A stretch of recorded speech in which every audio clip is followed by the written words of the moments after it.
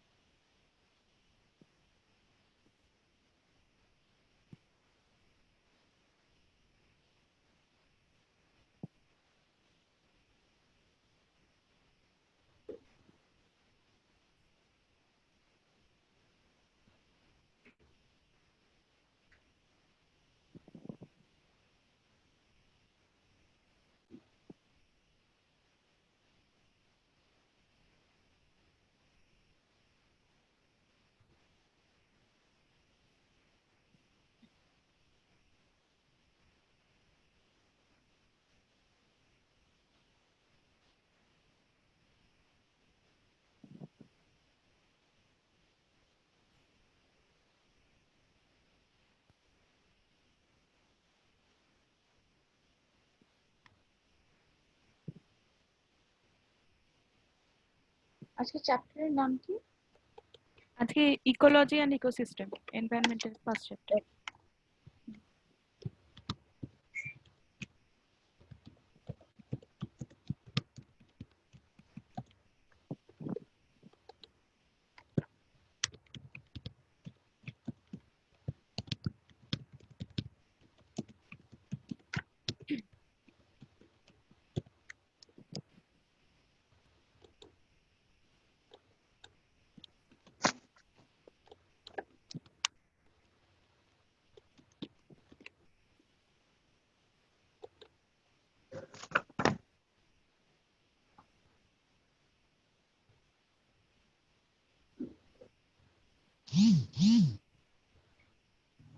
হ্যাঁ, your life.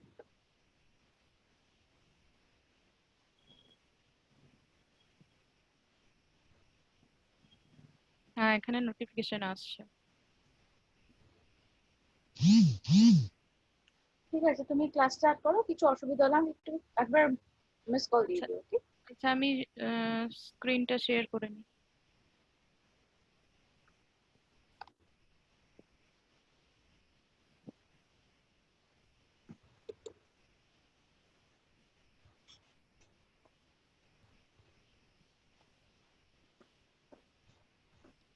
আচ্ছা, দেখা যাচ্ছে স্ক্রিনটা?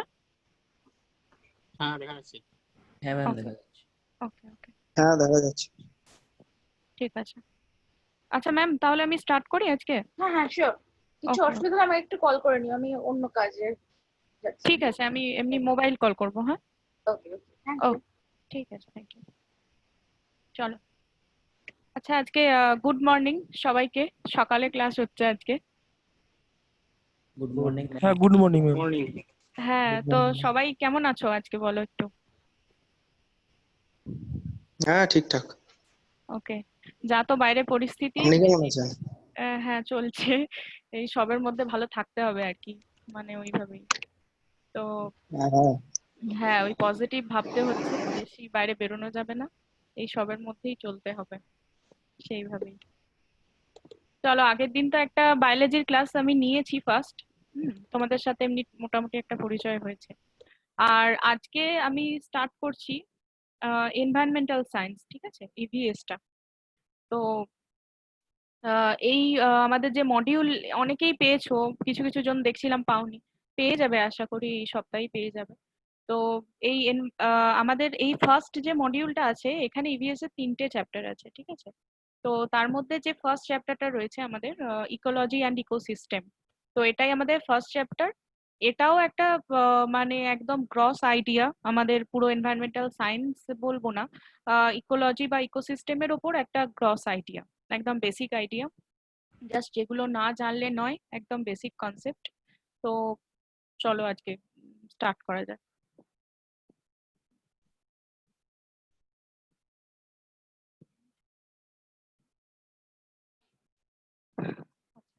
দেখো, তো ফার্স্ট আমরা তো চ্যাপ্টারটার নাম পড়লাম যে ইকোলজি অ্যান্ড ইকোসিস্টেম। তো প্রথম আমাদের জানতে হবে যেটা যে ইকোলজি কি, বাংলায় যেটা আমরা বাস্তুবিদ্যা বলবো, তো সেটা কি? এই যে ইকোলজি যে টার্মটা, এই টার্মটা যে এসেছে সেটা হচ্ছে তোমাদের ফার্স্ট যে গ্রিক ওয়ার্ড, একটা ইকোলজিটাকে দুভাগে যদি ভাগ করা হয়, এই যে ইকো, এই ইকো পার্টটা এসছে ওইকস, এটা একটা গ্রিক ওয়ার্ড। এর মানে হচ্ছে হাউস বা এনভায়রনমেন্ট, মানে আমাদের পরিবেশ। আর লজি মিনস হচ্ছে স্টাডি অফ বা নলেজ, ঠিক আছে? তাহলে আমরা একটা ক্রস আইডিয়া যেটা পাচ্ছি, যেটা জাস্ট নামটা দেখে বুঝতে পারছি, আমাদের পরিবেশ সংক্রান্ত যে আলোচনা বা আমাদের আশেপাশের আমরা যেখানে বসবাস করছি তার যে পরিবেশ, আমাদের চারপাশে কি রয়েছে সেইটা নিয়ে একটা আলোচনা আমাদের এই ইকোলজির বিষয়বস্তু। এরপর আমরা যদি ইকোলজির একটা প্রপার ডেফিনেশন খুঁজি, তাহলে আমরা দেখতে পাবো, দেখো এখানে রয়েছে the study of how organisms interact with their environment, মানে আমরা যে পরিবেশে বা একটা অর্গানিজম মানে জীব একটা যে পরিবেশে রয়েছে সেই পরিবেশের সঙ্গে তার যে সম্পর্ক, সেইটা আমরা যে বায়োলজির পার্টে করব সেইটাকে বলা হচ্ছে ইকোলজি বা বাস্তুবিদ্যা। বোঝা গেছে? মানে আমরা এই ইকোলজিটা হচ্ছে বায়োলজির একটা পার্ট, একটা বায়োলজির বিভাগ, যেখানে আমরা আমরা যে জীব এবং আমাদের চারপাশের যে সমস্ত পরিবেশ রয়েছে তার সাথে যে সম্পর্ক, সেই নিয়ে আমরা আলোচনা এই বিভাগে করব। ফাইন, চলো নেক্সট স্লাইডে যাই। নেক্সট আসছে যেটা, এখানে কিছু কিছু সায়েন্টিস্টের কন্ট্রিবিউশন রয়েছে। ফার্স্ট যে এই ইকোলজি টার্মটা উনি দিয়েছিলেন, যার দেওয়া, তিনি হলেন Ernst Haeckel. Ernst Haeckel first 1866-এ এই ফার্স্ট এই ওয়ার্ডটা ওকোলজি বা অকোলজি থেকে, ওই ওইকস থেকে যে ওয়ার্ডটা ফার্স্ট বললাম তার থেকে এসেছে এই ওয়ার্ডটা। তো অকোলজি বলেন উনি, আর্নস্ট হেকেল 1866। আর ইকোসিস্টেম যে ওয়ার্ডটা, ওটা যিনি ফার্স্ট আনেন তার নাম হচ্ছে এজি ট্যান্সলে। আর আমরা যদি ইকোলজির নিয়ে আরো পড়াশোনা করি ভবিষ্যতে, বা আমরা যারা বায়োলজি হয়তো পড়েছো তারা জানবে যে ইপি ওডাম, মানে এনার নামটা হচ্ছে ইউজিন পি ওডাম। এনাকে বলা হয় ফাদার অফ ইকোসিস্টেম ইকোলজি। ইনি ইকোলজির ওপর অনেক কাজ করেছেন। এনার ওডাম স্কুল অফ ইকোলজি রয়েছে জর্জিয়ায়। তো ইনি একটা বইও লিখেছেন, ফান্ডামেন্টালস অফ ইকোলজি, ঠিক আছে? এইটুকুই। ইনি হচ্ছেন Odum, E P Odum, Eugene P Odum. এবং ওনার যে বইটা সেটা হচ্ছে ফান্ডামেন্টালস অফ ইকোলজি, এই বইটা উনি লিখেছিলেন। এবং ওনার একটা স্কুলও রয়েছে ইকোলজি নিয়ে, ইকোলজিরই ওপর একটা স্কুল রয়েছে। আর রামদেও মিশ্র, ইনি হচ্ছেন রামদেও মিশ্র, এনাকে বলা হয় father of ecology in India. মানে ইন্ডিয়ান যদি সায়েন্টিস্ট আমরা বলি তাহলে রামদেও মিশ্রাকে আমরা বলবো যে ফাদার অফ ইকোলজি, ঠিক আছে? জাস্ট এই চারজন সায়েন্টিস্টের নাম অনেক সময় এসে থাকে, এইটা আমাদের পড়তে গেলে একটু লাগে, সেই জন্য এনারদের নামগুলো জাস্ট একটু মনে রাখতে হবে। ফাইন, চলো নেক্সট স্লাইড। দেখো, আমরা যদি ইকোলজি সম্পর্কে, তো আমরা একটা জাস্ট আউটসাইড মানে ওপর ওপর একটা আইডিয়া পেলাম, সেটা হচ্ছে কাকে বলে। এরপর যেটা আমরা আসবো যেটা হচ্ছে ক্লাসিফিকেশন অফ ইকোলজি। মানে ইকোলজিকে যদি আমরা ব্রড সেন্সে আমরা যদি ক্লাসিফাই করি, তার বিভাগ করি, তাহলে দেখবো ইকোলজিকে দুটো ভাগে ভাগ করা যায়। একটা হচ্ছে অটো ইকোলজি অ্যান্ড সেকেন্ড হচ্ছে সেন ইকোলজি। অটো ইকোলজি কাকে বলবো, আমি দেখবে যদি আমার আগের ক্লাস দেখে থাকো, আমি ওখানে একটা টার্ম বলেছিলাম স্পিসিস। হ্যাঁ, স্পিসিস মানে হচ্ছে মানে একটা প্রজাতি। মানে এদের মধ্যে ক্লোজ ক্যারেক্টারিস্টিক্স থাকছে, কিন্তু একটা জায়গাতেই এরা ডিফার করবে। এরা হচ্ছে নিজেদের মধ্যে শুধুমাত্র ইন্টারব্রিড করতে পারবে, মানে একটা স্পিসিস আর একটা স্পিসিসের সাথে কখনোই সেক্সুয়ালি রিপ্রোডিউস বা ইন্টারব্রিড করতে পারবে না। যেমন গরু ছাগল ধরো আলাদা দুটো প্রজাতি, তারা কখনোই ইন্টারব্রিড করতে পারবে না, তো দুটো আলাদা স্পিসিস, এইভাবেই মনে রাখো।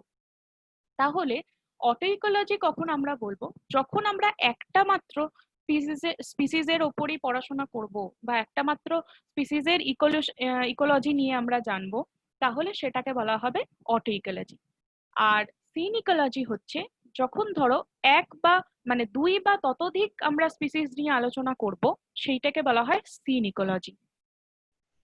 এই অটোইকোলজিকে বলা হয় স্পিসিস ইকোলজি, অনেক সময় এই টার্মটাও দিয়ে থাকে অনেক জায়গায়, স্পিসিস ইকোলজি। আর সিন ইকোলজি যেহেতু অনেকগুলো অর্গানিজম নিয়ে বা গ্রুপ অফ অর্গানিজম নিয়ে আমরা পড়াশোনা করব যেগুলো রিলেটেড, সেইটাকে বলা হচ্ছে কমিউনিটি ইকোলজি। এখানে আমি একভাবে বোঝাই, দেখো যদি আমরা একটা গাছ রয়েছে, অনলি একটাই গাছের মানে একটা স্পিসিস, এটার সাথে এর পরিবেশের যে সম্পর্ক, সেইটা আমরা যেটা জানবো, যে সংক্রান্ত মানে পড়াশোনা করব, সেইটাকে বলা হবে অটোইকোলজি। কিন্তু আমরা যদি একটা ফরেস্ট বলি, একটা জঙ্গল বা বনে তো ধরো অনেক ধরনের স্পিসিস থাকে একটা গাছের, তো সেই পুরো ফরেস্টটার যখন আমরা পরিবেশের সাথে কি সম্পর্ক, কিভাবে তারা আদান প্রদান করছে জানবো, তাহলে সেইটাকে বলা হবে সিন ইকোলজি। বোঝা গেছে? একটু রেসপন্স করবে। বোঝা হ্যাঁ গেছে? ম্যাডাম। হ্যাঁ ম্যাডাম।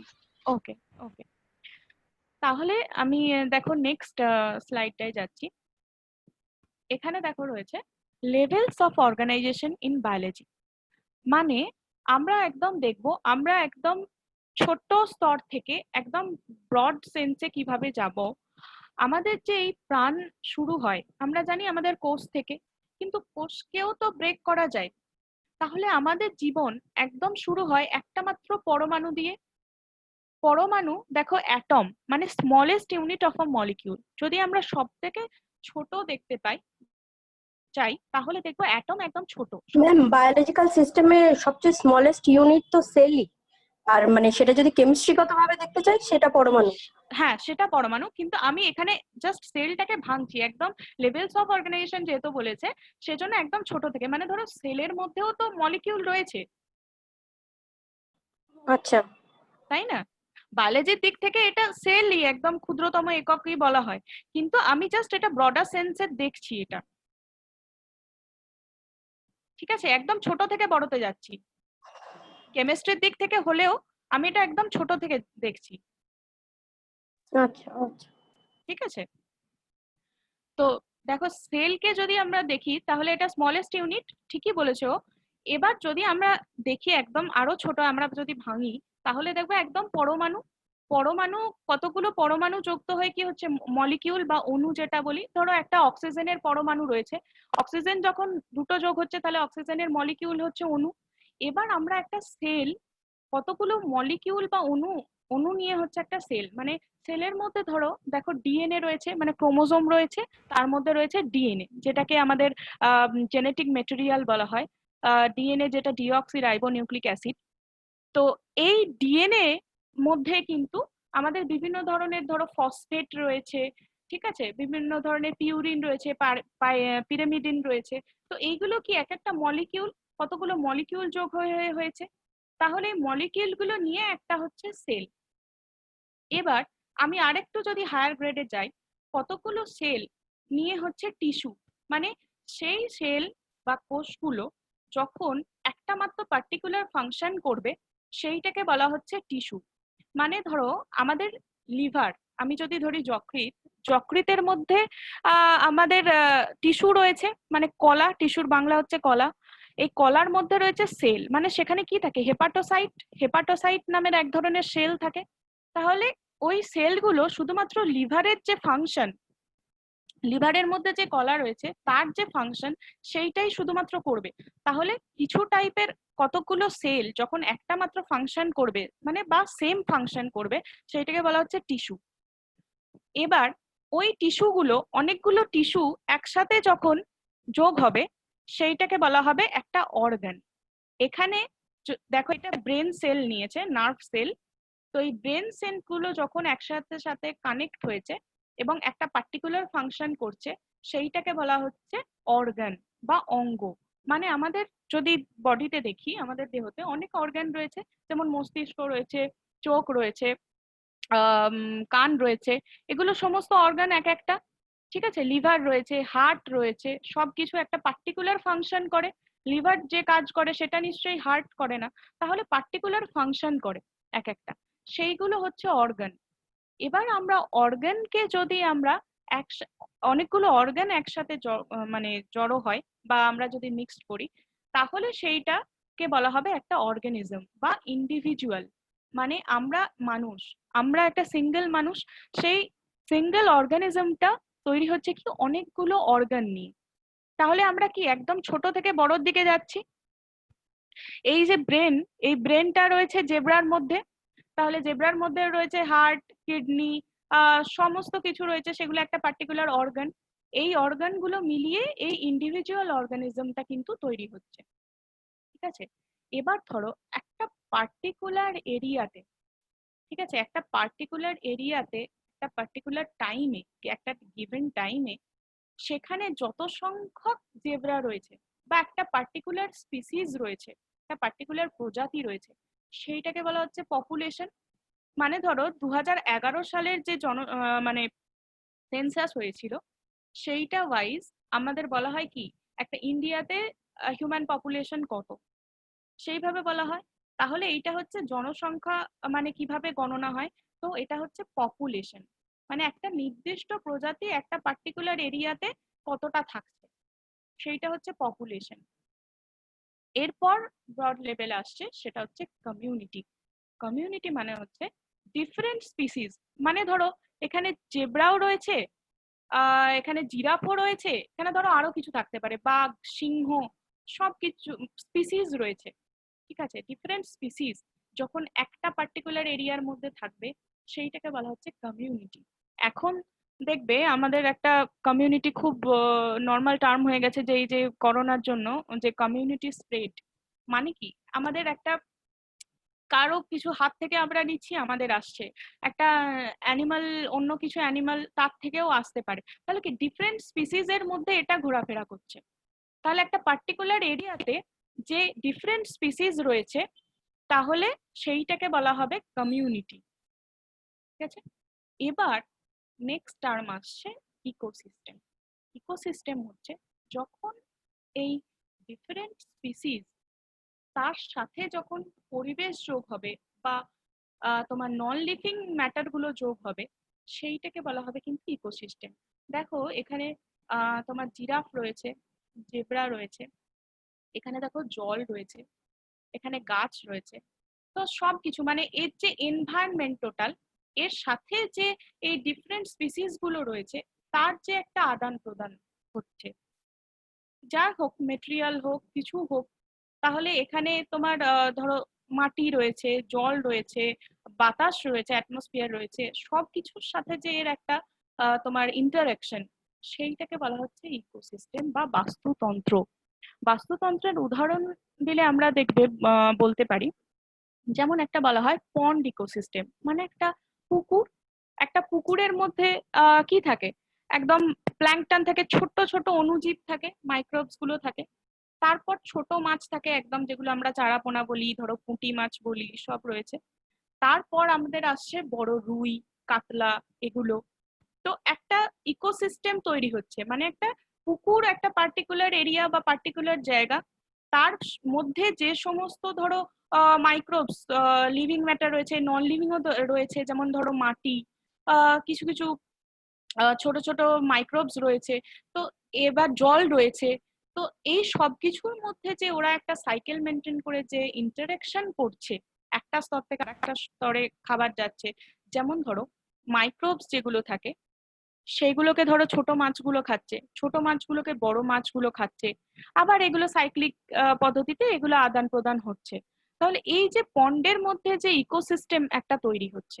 আবার ধরো গ্রাসল্যান্ড ইকোসিস্টেম, মানে আমাদের যে তৃণভূমি বলি, সেখানে ইকোসিস্টেম, ফরেস্ট ইকোসিস্টেম, তাহলে একটা পার্টিকুলার প্লেসের মধ্যে যে একটা জীব এবং তার পরিবেশের মধ্যে আদান প্রদান হচ্ছে সেইটাকে আমরা বলছি ইকোসিস্টেম। নেক্সট একটা টার্ম আছে, সেটা হচ্ছে বায়োস্ফিয়ার। বায়োস্ফিয়ার মানে হচ্ছে আমাদের দেখবে পৃথিবীতে জল রয়েছে, আমি এর পরের স্লাইডটাতে আসছি, ওটা বলবো। তো জল রয়েছে, স্থল রয়েছে, ঠিক আছে, অ্যাটমসফিয়ার রয়েছে। তো এই সমস্তটাতে যে সমস্ত লিভিং থিংস রয়েছে, যারা বসবাস করছে এই পৃথিবীতে, তার সমস্তটাকে নিয়ে বলা হচ্ছে বায়োস্ফিয়ার। বোঝা গেছে? আমাদের এই পৃথিবীর যে স্থলভাগ রয়েছে সেখান থেকে সমুদ্রপৃষ্ঠের নিচে যায় তোমার 6 কিলোমিটার এবং সমুদ্রপৃষ্ঠের ওপরে রয়েছে 7 কিলোমিটার। তাহলে এই টোটাল 13 কিলোমিটার জুড়ে রয়েছে আমাদের বায়োস্ফিয়ার। মানে আমাদের পৃথিবীতে যাবতীয় যা কিছু প্রাণী রয়েছে এই সমস্ত লিভিং থিংসটাকে নিয়ে বলা হচ্ছে বায়োস্ফিয়ার। আমাদের এখানে যা যা জীব এখানে বাঁচতে পারে বা বেঁচে রয়েছে পুরোটাকে নিয়ে হচ্ছে বায়োস্ফিয়ার। বায়োস মিন্স হচ্ছে লাইফ, আর স্ফিয়ার মানে হচ্ছে স্তর, তাহলে জীব স্তর। তাহলে আমরা একদম ছোট একটা পরমাণু থেকে আমরা একদম বায়োস্ফিয়ার ব্রডার সেন্সে, এর বাইরে আমাদের আর প্রাণের কিছু অস্তিত্ব নেই। ঠিক আছে, তাহলে এটা বোঝা গেছে? কেউ একজন রেসপন্স করো, বোঝা গেছে? হ্যাঁ ম্যাডাম। বুঝতে পেরেছো তো? ইকোসিস্টেম বোঝা কি, গেছে। কমিউনিটি কি, পপুলেশন কাকে বলছে, এই টার্মগুলো কিন্তু একটু মানে একটু জানতে হবে জাস্ট এখানে। বোঝা গেছে তো? হ্যাঁ বোঝা গেছে। ঠিক আছে, তাহলে আমি বায়োস্ফিয়ারটা তাহলে এইটা কত বললেন, এক্সটেন্টটা এক্সটেন্টটা হচ্ছে কত কিমি থেকে কত কিমি? 6 কিলোমিটার থেকে, আর ওপরে হচ্ছে আরো 7 কিলোমিটার, মানে টোটাল 13 কিলোমিটার জুড়ে আমাদের বায়োস্ফিয়ার রয়েছে, 13 কিলোমিটার জুড়ে। ওকে ঠিক আছে, ঠিক আছে, চলো তাহলে নেক্সট স্লাইড যাই।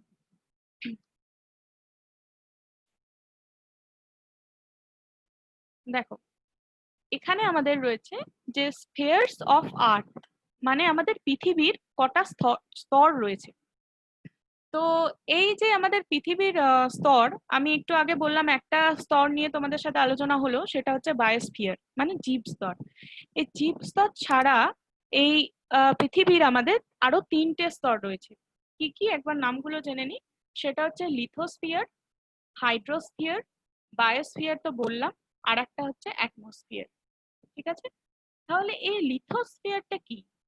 লিথোস্ফিয়ার হচ্ছে আমাদের ধরো পৃথিবী রয়েছে, তো তো পৃথিবীর আমরা যে এই যে দাঁড়িয়ে আছি পৃথিবীর ওপরে, এটা একদম আউটার পোর্শন। তাহলে এই পৃথিবীর যে আর্থ ক্রাস্ট রয়েছে, এখানে ধরো বিভিন্ন ধরনের পাথর রয়েছে, নুড়ি পাথর, মাটি, ঠিক আছে, বিভিন্ন ধরনের শিলা। এই যে আমাদের টোটাল বাংলায় এক কথায় আমরা যদি বলি যে আমাদের পৃথিবীর স্থলভাগ, স্থলভাগটাকেই বলা হচ্ছে লিথোস্ফিয়ার। ঠিক আছে, হাইড্রোস্ফিয়ার মানে হচ্ছে আমাদের জলভাগ। আমাদের পৃথিবীর কি 3 ভাগ জল 1 ভাগ স্থল। তাহলে এই পৃথিবীতে যে টোটাল জলভাগটা রয়েছে, জল যেমন তোমার নদী হতে পারে, হ্যাঁ, সমুদ্র রয়েছে, এমনি আমাদের স্বাদু জল রয়েছে, মিষ্টি জল যেটাকে বলা হয়। তো এই সমস্তটাকে নিয়ে বলা হচ্ছে হাইড্রোস্ফিয়ার। যত জল আছে পুরোটা, বৃষ্টির জল রয়েছে, কুয়াশা রয়েছে, সবকিছু মিলিয়ে হচ্ছে হাইড্রোস্ফিয়ার জলভাগ, এর বাইরে আর জল নেই। আর বায়োস্ফিয়ার তো বললাম, বায়োস্ফিয়ারটা পরে আরেকবার বলছি। আর থার্ড দেখো এটা রয়েছে অ্যাটমসফিয়ার, মানে আমাদের এয়ার, আমাদের এই যে আমরা যে অক্সিজেন নিচ্ছি, কার্বন ডাই অক্সাইড ছাড়ছি, বা ধরো নাইট্রোজেন রয়েছে, বিভিন্ন ধরনের আর্গন, সব হিলিয়াম, সমস্ত গ্যাস রয়েছে। এই গ্যাসগুলো নিয়ে যে পুরোটা আমাদের যে অ্যাটমসফিয়ার বা বায়ুমণ্ডল বলে এটাকে, যেটা রয়েছে সেইটাকে বলা হচ্ছে অ্যাটমসফিয়ার। ঠিক আছে, আর বায়োস্ফিয়ার হচ্ছে এই ধরো লিথোস্ফিয়ার, মানে এটা একটা মিডল পোর্শন কেন দিয়েছে, মানে আমাদের ধরো মাটির ওপরেও প্রাণী রয়েছে, হাইড্রোস্ফিয়ার মানে জলেও প্রাণী রয়েছে, আর অ্যাটমসফিয়ার বায়ুতেও কিছু কিছু মাইক্রোবস রয়েছে, ভাইরাস, ব্যাকটেরিয়া, সমস্ত কিছু ঘোরাফেরা করছে। তো এই সমস্তটাকে, যত লিভিং অর্গানিজম আছে এই সবটাকে বলা হচ্ছে বায়োস্ফিয়ার বা জীবমণ্ডল। বোঝা গেছে? তাহলে আর্থের স্ফিয়ার অনেক সময় দেয় যে আমাদের এই স্থলভাগ, মানে আমাদের এই শিলা এইগুলো বা আমাদের স্থলভাগটাকে কি নাম করে, ধরো 4টে অপশন একবার WBCS এ কোয়েশ্চেন এসেছিল। তো সেখানে এইটা তাহলে আনসারটা হবে লিথোস্ফিয়ার, মানে আমাদের যে স্থলভাগ।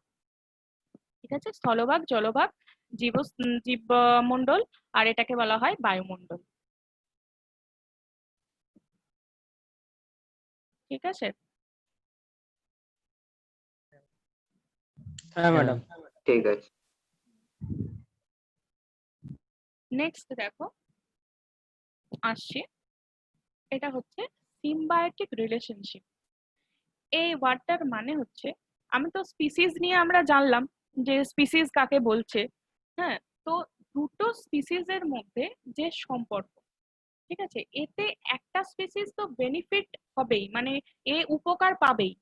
আর একটা স্পিসিস যেটা রয়েছে সে তোমার তার নেগেটিভ এফেক্ট হতে পারে, মানে সে ক্ষতিগ্রস্তও হতে পারে, সে কোনো রকমের উপকারও পেলো না, অপকারও পেলো না, নিউট্রাল থাকতে পারে। আর একটা হচ্ছে যে সে নেগেটিভ ইম্প্যাক্ট পেলো, মানে তার কিছু ক্ষতি হয়ে গেল। তো এই যে পুরো ব্যাপারটা, এইটাকে বলা হচ্ছে সিম্বায়োসিস।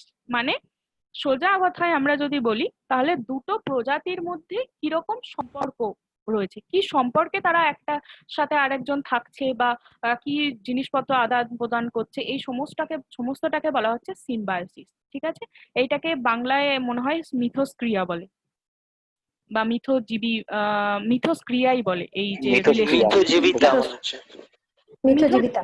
হ্যাঁ, যদি ওই মিথজীবিতা। যখন একটা একজনের অর্গানিজম আর একটা অর্গানিজমের উপর ডিপেন্ড করে, সেটা পজিটিভলি হোক বা নেগেটিভলি হোক।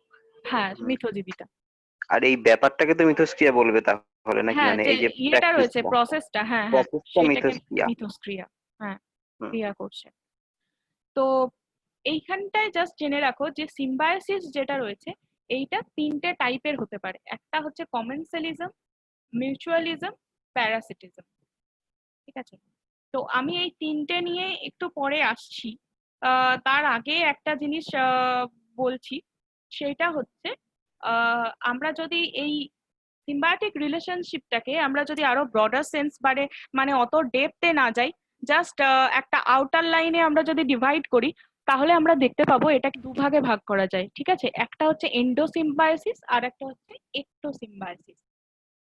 এন্ডোসিম্বায়োসিস কখন বলবো, যখন দেখবে যখন যে সিম্বায়োটিক আপনাদের দুটো স্পিসিস রয়েছে, পার্টনার রয়েছে, যারা একসাথে থাকছে, তখন একটা আরেকটার বডির মধ্যে থাকবে, সেটা হচ্ছে এন্ডো মিনস হচ্ছে মানে ভেতরে। ঠিক আছে, আর একটো মিনস হচ্ছে কি না বাইরে, মানে যখন একটা অর্গানিজম আর একটা অর্গানিজমের সারফেস বা বডি সারফেস সে থাকছে, সেইটাকে বলা হচ্ছে একটোসিম্বায়োসিস। তো এন্ডোসিম্বায়োসিসের আমরা যদি উদাহরণ দিই, তাহলে দেখবো আমরা যে আমরা অনেক সময় মনে হয় শুনেছো নামটা, আমার যতদূর মনে পড়ছে, রাইজোবিয়াম। রাইজোবিয়াম তো এক ধরনের ব্যাকটেরিয়া। তো ওরা কি করছে, যে আমাদের দেখবে মটর বা ছোলা, বাদাম, এই ধরনের যে উদ্ভিদগুলো রয়েছে, যেটাকে বলা হয় তোমার লেগুমিনাস প্ল্যান্ট বা সিম্বি গোত্রীয় উদ্ভিদ। ঠিক আছে, এই ধরনের উদ্ভিদের মূলে এই রাইজোবিয়াম ব্যাকটেরিয়াটা থাকে। এরা কি করছে, এমনি জেনারেলি আমাদের যে গাছরা আছে, সেই গাছগুলো কিন্তু বাতাস থেকে নাইট্রোজেনটাকে ডিরেক্ট ট্র্যাপ করতে পারে না। তো এই যে তোমার ব্যাকটেরিয়া গুলো রয়েছে, এই ব্যাকটেরিয়া গুলো কিন্তু তোমার বাতাস থেকে এই নাইট্রোজেনটাকে ট্র্যাপ করে, এবং ওরা একটা নাইট্রোজেনের ফর্ম মানে প্রডিউস করে, যেটা এই লেগুমিনাস প্ল্যান্ট গুলোর বডিতে যায় এবং কাজে লাগে ওদের, ওরা নিজেদের মতো করে ওটাকে ইউজ করে। ঠিক আছে, আর প্রয়োজনে এই ব্যাকটেরিয়াটা কি পায়, এই যে গাছটা রয়েছে তোমার লেগুমিনাস প্ল্যান্ট ধরো, তারা কি করে, এদের ফটোসিনথেসিসে যে সমস্ত কিছু যৌগ উৎপন্ন হলো, ম্যালেট, সাকসিনেট বা এই ধরনের কিছু যৌগ, তো সেইগুলো এরা এদের খাবার হিসেবে দেয়। ঠিক আছে, তাহলে দুজনেই এখানে মোটামুটি বেনিফিটেড হচ্ছে। তাহলে এরা এইভাবেই থাকে, এইটাকে জাস্ট জেনে রাখো, বলা হয় এন্ডোসিম্বায়োসিস। মানে যখন একটা স্পিসিস আর একটা স্পিসিসের মধ্যে থাকবে, এদের মূলে থাকে। ঠিক আছে, নেক্সট আসছে একটোসিম্বায়োসিস। একটোসিম্বায়োসিস মানে আমি বললাম যে এদের তোমার বডির বাইরে থাকবে, মানে সারফেসে থাকে। ঠিক আছে, এখানে দেখো দুটো স্পিসিস রয়েছে আলাদা, একটা হচ্ছে অ্যাজোলা। ঠিক আছে, এটা হচ্ছে এক ধরনের ফার্ন, একটা উদ্ভিদ। আর আরেকটা হচ্ছে ব্লু গ্রিন অ্যালগি, যেমন আমরা কি জানি, ব্লু গ্রিন অ্যালগি, অ্যানাবিনা, নস্টক, এই ধরনের যে সমস্ত রয়েছে। তো এরা কি করছে, এই যে অ্যাজোলা ফার্নটা রয়েছে, এদের এই যে মানে ইয়েটা রয়েছে, তোমার একটা কি বলবো, অনেকগুলো এক জায়গায় রয়েছে, এর মধ্যে কিন্তু এই ব্লু গ্রিন অ্যালগিটা থাকে। এদের কি হয়, এদের থাকার জায়গা হিসেবে, এরা হ্যাবিটেট হিসেবে ইউজ করে এটাকে। আর উল্টে কি করে, এই অ্যালগিটা এরা এদেরকে মানে ধরো থাকতে দিচ্ছে, ঠিক আছে। আর উল্টে অ্যানাবিনা নস্টক, এরা তো অ্যালগি, মানে নিজেদের খাবার নিজেরা তৈরি করতে পারে, ফলে এটা কি করছে, এরা এদেরকে তোমার খাবার দিচ্ছে। বোঝা গেছে? এইটা হচ্ছে একটোসিম্বায়োসিস আর এন্ডোসিম্বায়োসিস। এবার আমি ধরো এখানে সিম্বায়োসিসের যে মেন মানে তিনটে, এই ব্লু গ্রিন অ্যালগি শুধু দেয়, কিছু নিজে পায় না, তাই তো? নিজে নিজে এই যে এরা একে থাকার জায়গা দিচ্ছে, এদের যে এই যে ধরো একটা অনেকগুলো এক জায়গায় রয়েছে, মানে ব্রাঞ্চ লাইক ভাবে থাকে পুরো ভর্তি হুম। করে, সেইখানে এরা থাকে।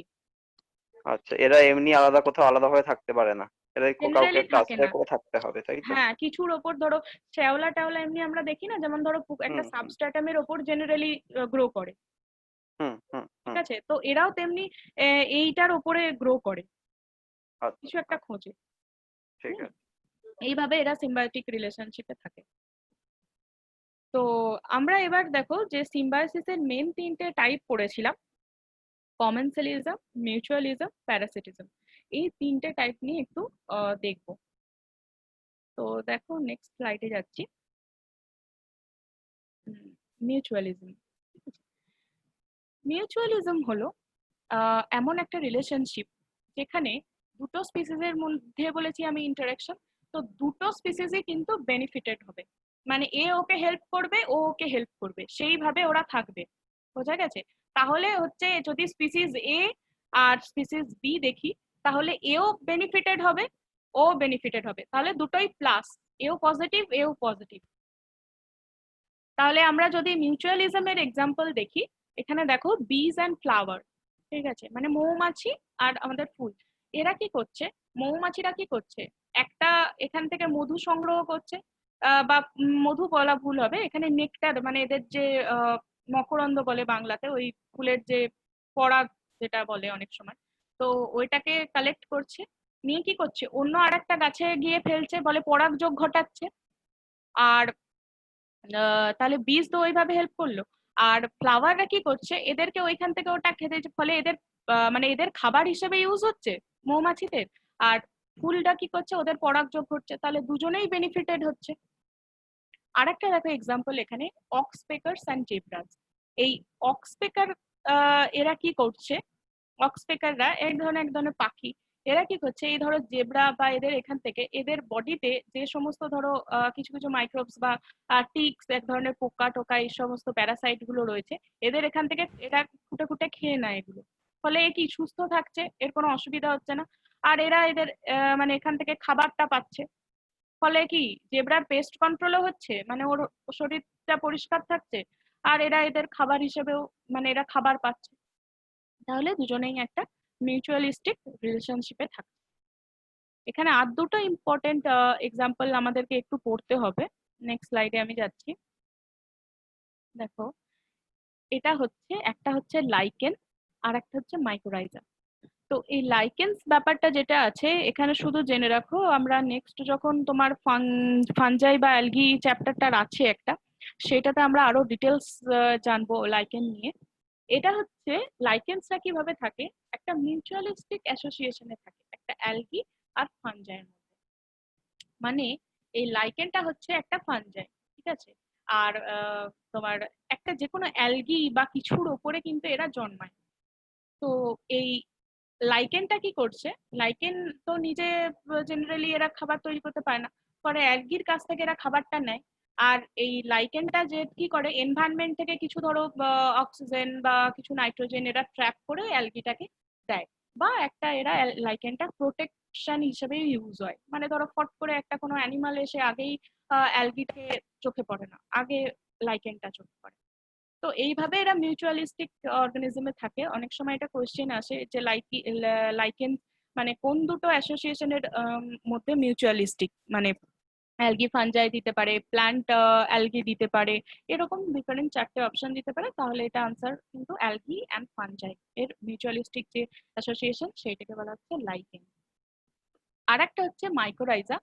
এরা হচ্ছে ধরো একটা রুট প্ল্যান্ট, মানে কোনো গাছের প্ল্যান্টের মধ্যে এই ফানজাইটা থাকে, মাইকোরাইজা। মাইকোরাইজা আমরা নামটা একটু একটু হলেও শোনা থাকতে পারে। তো এরাও ওই ধরনের হেল্প করে। এই ফানজাইটা ধরো ওই অ্যাটমসফেরিক নাইট্রোজেন বা কিছু ট্র্যাপ করে দিল, আর রুট প্ল্যান্টটা কি করে, ওরা এদের কাছ থেকে খাবার পায়। তো এই দুটো হচ্ছে মিউচুয়ালিস্টিক অ্যাসোসিয়েশনে এদের এরকম নামকরণ করা হয়েছে। একটা হচ্ছে লাইকেন আর একটা হচ্ছে মাইকোরাইজা। বোঝা গেছে? হ্যাঁ ম্যাডাম। হ্যাঁ ম্যাডাম। ওকে, নেক্সট দেখো। তাহলে ওখানে আমরা তিনটে টাইপ পড়েছিলাম তো, একটা হচ্ছে তোমার আমরা মিউচুয়ালিজম পড়লাম, আর একটা ছিল কমেন্সালিজম, আর একটা ছিল কি প্যারাসিটিজম। তো এই সেকেন্ড যে টাইপটা, এটা হচ্ছে কমেন্সালিজম। মিউচুয়ালিজমে আমরা কি দেখলাম, যে দুটো স্পিসিসই কি হচ্ছে, ওরা বেনিফিটেড হচ্ছে দুজনের থেকে। এই ধরনের যে তোমার ইয়েটা রয়েছে, যে সম্পর্কটা, এইখানে সিম্বায়োসিসটা, এখানে কিন্তু দুটো অর্গানিজমের, একটা অর্গানিজম বেনিফিটেড হবেই, আর একটা অর্গানিজমের না তোমার কোনো ক্ষতিগ্রস্ত হবে, না এদের কোনো উপকার হবে। তো এই ধরনের যে জিনিসটা, যে সম্পর্কটা, সেইটাকে বলা হচ্ছে কমেন্সালিজম। ঠিক আছে, দেখো এখানে একটা উদাহরণ রয়েছে খুব সুন্দর। এই যে ফ্রগ যে রয়েছে, এরা ধরো অনেক সময় গাছের পাতাতে লুকিয়ে থাকে। অনেক বড় বড় গাছের পাতা যদি জঙ্গলে কিছু কখনো দেখে থাকো, তাহলে সেখানে দেখবে অনেক বড় বড় পাতা থেকে, তার আড়ালে ছোট ছোট ব্যাঙগুলো লুকিয়ে থাকে। তাহলে এরা কি এর কাছ থেকে প্রোটেকশন পাচ্ছে? এটা ব্যাঙ তো এদেরকে কিছু দিতে পারছে না, তাহলে এদের কোনো ক্ষতিও হচ্ছে না, আর এদের কোনো নেগেটিভ মানে কিছু হচ্ছে না, মানে এরা নিউট্রাল থাকছে, এদের কিছু হচ্ছে না উপকার অপকার, কিন্তু ব্যাঙ একটা উপকার এর থেকে পাচ্ছে। এইটা হচ্ছে কমেন্সালিজম। আরেকটা যদি আমরা উদাহরণ দেখি, তাহলে দেখবো এই যে ক্যাটল এগেটস রয়েছে, এরা কি করে, এই ধরো গরু বা মোষ, এরা যে মানে খাবার খায়, এর ফলে ধরো ঘাসের মধ্যে দিয়ে খাচ্ছে, ফলে কোনো পতঙ্গ ফট করে উড়ে যাবে তো এখান থেকে। তো সেইগুলো কি করে, এই বক বা কিছু কিছু প্রাণীগুলো যেগুলো থাকে, সেগুলো ওইগুলো খেয়ে নেয়।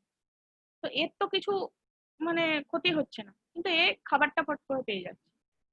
আবার ধরো এই যে শেয়াল, এ যদি কখনো কোনো একটা নিজেদের দল থেকে বিচ্ছু হয়ে যায়, মানে ছেড়ে যায়, তাহলে অনেক সময় কি করে না, একটা বাঘের মানে ওইদিকে যায় না, যদিও এটা খুব রেয়ার, কিন্তু অনেক সময় করেও থাকে। এই খেয়ে একটা ফেলে দিয়ে চলে গেল, সেগুলো দিয়ে শেয়ালটা খেয়ে নিল। তো এই জাস্ট এই যে জিনিসটা, একটা সম্পর্ক এদের মধ্যে, এইটা হচ্ছে কিন্তু কমেন্সালিজম। মানে একজন বেনিফিটেড হবেই, আর একজনের কোনো রকমের কিছু হেরফের হবে না, মানে ও না নেগেটিভ হবে না পজিটিভ হবে, ও কিছু হবে না। নেক্সট যেটাতে আসছি, সেইটা হচ্ছে প্যারাসিটিজম। এর বাংলাটা কি গো? কি বলে এটা? পরজীবী। পরজীবিতা। পরজীবিতা, পরজীবী। তো এটা তো আচ্ছা, আমরা কমেন্সালিজমের ক্ষেত্রে একজন বেনিফিটেড হচ্ছে আর আরেকজনের বেনিফিট বা লস কিছুই হচ্ছে না, ঠিক আছে? হ্যাঁ হ্যাঁ তো তারা কেন সিম্বায়োসিস রিলেশনশিপ মেনটেন করছে? মানে যে যার কিছুই হচ্ছে না, ঠিক আছে, তো সে স্টিল কেন সিম্বায়োটিক রিলেশনশিপে রয়েছে? সে রয়েছে, মানে ওটাই ওইভাবে হয়ে এসছে। কারণ মানে ও ধরো ওর তো কোনো উপকার অপকার কিছুই হচ্ছে না, তো সেইভাবেই মানে ওটা হয়ে এসছে, ওখানেই থাকে। মানে এটা এটা কি বলবো বলো তো, এটা নেচারের ল। এটা মানে আমি যদি এখন আমি তুমি গিয়ে যদি বলি যে মানে ওখান থেকে সরে যা, তো সেভাবে তো সম্ভব নয়। তো ও আচ্ছা, ওইভাবেই জিনিসটাকে মেনটেন করে ওরা। না মানে মানে একজনের তো কিছুই যায় আসে না, না মানে বাঘের তো কিছুই যায় আসে না, সে ফেলে দিয়ে এক্স্যাক্টলি চলে গেল, শিয়াল সুবিধাটা পেয়ে গেছে তাই ওটা খেয়ে নিচ্ছে। খেয়ে নিচ্ছে। হ্যাঁ, মানে ওর কোনো হেরফের হচ্ছে না, আর একটা স্পিসিস যে ওর ওপর আছে, তো ও দেখছে আমার তো কিছু রকম ক্ষয়ও হচ্ছে, মানে ক্ষতিও হচ্ছে না, উপকার হলে তো ভালোই হয়। তাহলে মানে ওর ওর জন্য বারণ করার কিছু নেই। এটা এইভাবেই নেচারের ল, মানে ও হয়ে এসছে আর কি। মানে খাচ্ছিস খা, খেয়ে নে, এরকম টাইপের। হ্যাঁ, মানে কিছু হেরফের হচ্ছে না আরেকজনের, সেই জন্যই আছে আর কি। বুঝতে পেরেছো? ঠিক আছে। হুম হুম। তো নেক্সট দেখো, প্যারাসিটিজম। প্যারাসিটিজম আমরা একটু হলেও ধরো জানি। এখানে কিন্তু দুটো স্পিসিসের মধ্যে একটা স্পিসিস বেনিফিট হবে, উপকারিতা পাবে, আরেকটা স্পিসিস কিন্তু হার্ম হবে, এর কিন্তু ক্ষতি হবে, ঠিক আছে। তো এখানেও ওই তোমার একটোপ্যারাসিটিজম আর এন্ডোপ্যারাসিটিজমের ব্যাপারটা আসে। আমি যেটা আগে বলেছিলাম যে ওই একটোসিম্বায়োসিস এন্ডোসিম্বায়োসিস, সেরকম এখানে এন্ডোপ্যারাসিটিজম আর একটোপ্যারাসিটিজম আছে। তাহলে এন্ডো মানে আমরা কি বলবো, যখন একটা স্পিসিস আর একটা স্পিসিসের ভেতরে অবস্থান করবে, উইদিন দ্য বডি। হ্যাঁ উইদিন দ্য বডি, সেইটাকে বলা হবে প্যারাসিটিজম। তাহলে আমাদের বডিতে দেখবে ইকোলাই ব্যাকটেরিয়া থাকে, তো হুম হুম। যেটা ইকোলাই আমাদের ল্যাক্টোব্যাসিলাসকে এ করতে, এই ল্যাক্টোব্যাসিলাস দই টই খেলে যেটা এ করতে, মানে হ্যাঁ, গুড ব্যাকটেরিয়া যেটা গুড ব্যাকটেরিয়া। তো এইটা ব্যাকটেরিয়া। কিন্তু আমাদের কিন্তু প্যারাসিটিজমের এক্সাম্পল নয়, এটা কিন্তু মিউচুয়ালিস্টিক রিলেশনশিপে থাকে। আমাদেরও কোনো ক্ষতি হয়, আমাদের বরং উপকার হয়, ওরাও আমাদের ইন্টেস্টাইন থেকে খাবার নেয়, ফলে এটা মিউচুয়ালিস্টিক রিলেশনশিপ। কিন্তু প্যারাসিটিজম কখন হবে? প্যারাসিটিজম হচ্ছে যখন ধরো আমাদের বডিতে যে ফিতাকৃমি থাকে অনেক সময়, ঠিক আছে, তো সেই ফিতাকৃমি কিন্তু আমাদের রোগ সৃষ্টি করে। মানে ধরো একটা শুকরের ইন্টেস্টাইনে রইলো, সেখান থেকে সংক্রমণ হয়ে আমাদের বডিতে এলো, এরা কিন্তু আমাদের বডিতে ডিজিজ ক্রিয়েট করে। খুব বেশি মাত্রায় বেড়ে গেলে আমাদের অন্ত্রে কিন্তু প্রদাহ হতে পারে, বা আমাদের বডির কিন্তু সিস্টেম এরা ড্যামেজ করতে পারে, ঠিক আছে। এটা তাহলে টেপ ওয়ার্ম, হুক ওয়ার্ম, ঠিক আছে, আমাদের কৃমি, কৃমি ধরো একটা গোল কৃমি যেটা আমাদের একটা লিমিট অবধি আমাদের বডিতে থাকলে কোনো সময় ক্ষতি করে না, অনেক সময় ওষুধের দ্বারা সেটাকে বের করে দেওয়া হয়। কিন্তু খুব বেশি মাত্রায় যদি আমাদের বডিতে বেড়ে যায়, সেটা কিন্তু আমাদের ক্ষতি করে। অনেক সময় চোখে কৃমি চলে আসে, অনেক দেখবে ছবিতে। তো আমাদের বডিতে পেটে যন্ত্রণা শুরু হয়ে যায়। তো এইগুলো কি আমাদের, হ্যাঁ, বিভিন্ন ধরনের ক্ষতি করে। তো এইটাকে বলা হচ্ছে কিন্তু এন্ডোপ্যারাসিটিজম, এন্ডোপ্যারাসাইট এরা। আর একটোপ্যারাসাইট কখন বলবো, যখন আমাদের আউটার সারফেসে থাকবে, যেমন আমাদের মাথায় উকুন, অনেকেই দেখে থাকবে হয়ে থাকে, ছোটবেলায় মনে হয় আমাদের অনেকেরই হয়েছে স্কুলে টুলে। তো এটা কি আমাদের একদম আউটার সারফেস চুলে থাকে, আমাদের বডি থেকে পুষ্টি পাচ্ছে, কিন্তু আমাদের ক্ষতি তো করছে, আমাদের চুলের গোড়াগুলোকে আলগা করে দিচ্ছে, সেখান থেকে নিউট্রিশন নিয়ে চুলের নিউট্রিশনটা ওরা ক্ষতি করছে। তাহলে এই জিনিসটাকে বলা হচ্ছে আমাদের যেহেতু আউটার সারফেসে রয়েছে, বা ফ্লি, টিক, এই যে টিকটা, এটা ধরো গরু, ছাগল বা কিছু গবাদি পশু যেগুলো থাকে, তাদের বডির একদম আউটার সারফেস যে ওদের লোম থাকে তার মধ্যে থাকে, ওদের অনেক সময় ওই জায়গাটায় নিউট্রিশনটা নিতে নিতে অনেক সময় ঘা বা এই ধরনেরও করে দেয়, ঠিক আছে। তো এইগুলো হচ্ছে একটোপ্যারাসাইট, মানে এই ফ্লিটা উকুন, তাই তো? ফ্লিটা উকুন ঠিক নয়, এটা এক ধরনের ওই মাছি টাইপের, মানে ফ্লিটা ঠিক উকুন নয়। ও লাইকেন তো, আরে লিচ বোধহয় বলে না উকুনকে? লিচ, না হ্যাঁ না ভুল, লিচ না, লিচ তো জোঁক। জোঁক জোঁক জোঁক, উকুনের ইংরেজি ভুলে গেছি। আমারও ইংলিশে জাস্ট লাইস বলে। Lies, lies, right. লাইস, হ্যাঁ হ্যাঁ, লাইস হলো উকুন। আচ্ছা, উকুন কি মানে শুধু চুলের পুষ্টি খায় নাকি মানে রক্ত টক্তও কিছু খেতে পারে ও? না না, রক্ত টক্ত জেনারেলি খায় না, ওই নিউট্রিশন টুকুই নেয়। আচ্ছা না ম্যাম, উকুন আমাদের স্ক্যাল্প থেকে মানে পুষ্টির সাথে উকুন মানে কি বলে রক্ত নেয়? ব্লাড কালেক্ট করে, রক্তই খায়, হ্যাঁ, ব্লাড সাকিং টাইপের। আচ্ছা, রক্ত অনেক নেয়? ও পুষ্টিটা নেয় মাথা থেকে। না আচ্ছা এমনি আদার্স যে সমস্ত নিউট্রিশন ধরো আমাদের চুলের থাকে, ঠিক আছে, প্রোটিন যেটা থাকে মেন, সেটাও কিন্তু কালেক্ট করে, ঠিক আছে।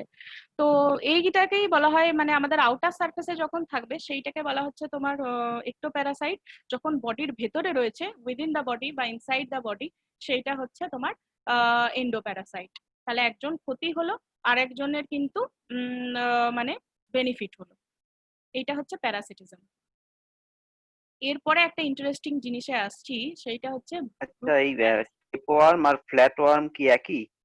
না না না, আলাদা আলাদা। হুকওয়ার্ম এখানে দেখো ছবিটা, হুকওয়ার্ম আলাদা এদের। না না না, আমি এটা একটা শুনেছিলাম কি ফ্ল্যাট ওয়ার্ম, এই বোধহয় আমাদের এই ফ্ল্যাট ওয়ার্মটা হচ্ছে এই টেপ ওয়ার্ম, চ্যাপটা কিডনি হ্যাঁ, ফিতাকৃমি। হুকওয়ার্মটাও আলাদা হয়, আর একটা রাউন্ড ওয়ার্ম হয়, গোল কৃমি যেটাকে বলা হয়, ওটাই জেনারেলি আমাদের বডিতে থাকে। তো এগুলো বিভিন্ন ধরনের, ধরো এটা হুক আর রাউন্ড কি আলাদা? আলাদা আলাদা আলাদা। ঠিক আছে। নেক্সট আসছি, দেখো এটাকে বলা হয় ব্রুড প্যারাসিটিজম। এইটা যে আমরা শুনি না, একটা কোকিল কাকের বাসায় ডিম পাড়ে, তো সেই ব্যাপারটা আর কি। মানে কোন একটা স্পিসিস আর একটা স্পিসিসের মানে ওর ইয়েতে গিয়ে, বাসায় গিয়ে ডিম পেড়ে চলে এলো, এবং এতে কি হচ্ছে, কাক ভাবছে ছোট সেম দেখতে হয়, তো ও ভাবছে যে ওটা আমারই হয়তো বাচ্চা, আমারই ডিম, তো ওকে লালন পালন করলো, একটা প্যারেন্টাল কেয়ার দিল, একটা টাইম এলো যখন ও নিজের মতো করে উড়ে চলে গেল। তো এতে কি কাকের তো ক্ষতিই হলো যদি আমরা দেখি, আর কোকিলের ভালোই হলো, মানে ওকে প্যারেন্টাল কেয়ারটা দিতে হলো না, ও অন্যের বাসায় গিয়ে বড় হয়ে চলে এলো। তো এই জিনিসটা হচ্ছে ব্রুড প্যারাসিটিজম, ঠিক আছে, টার্মটা এরকম বলা হয়, ব্রুড প্যারাসিটিজম।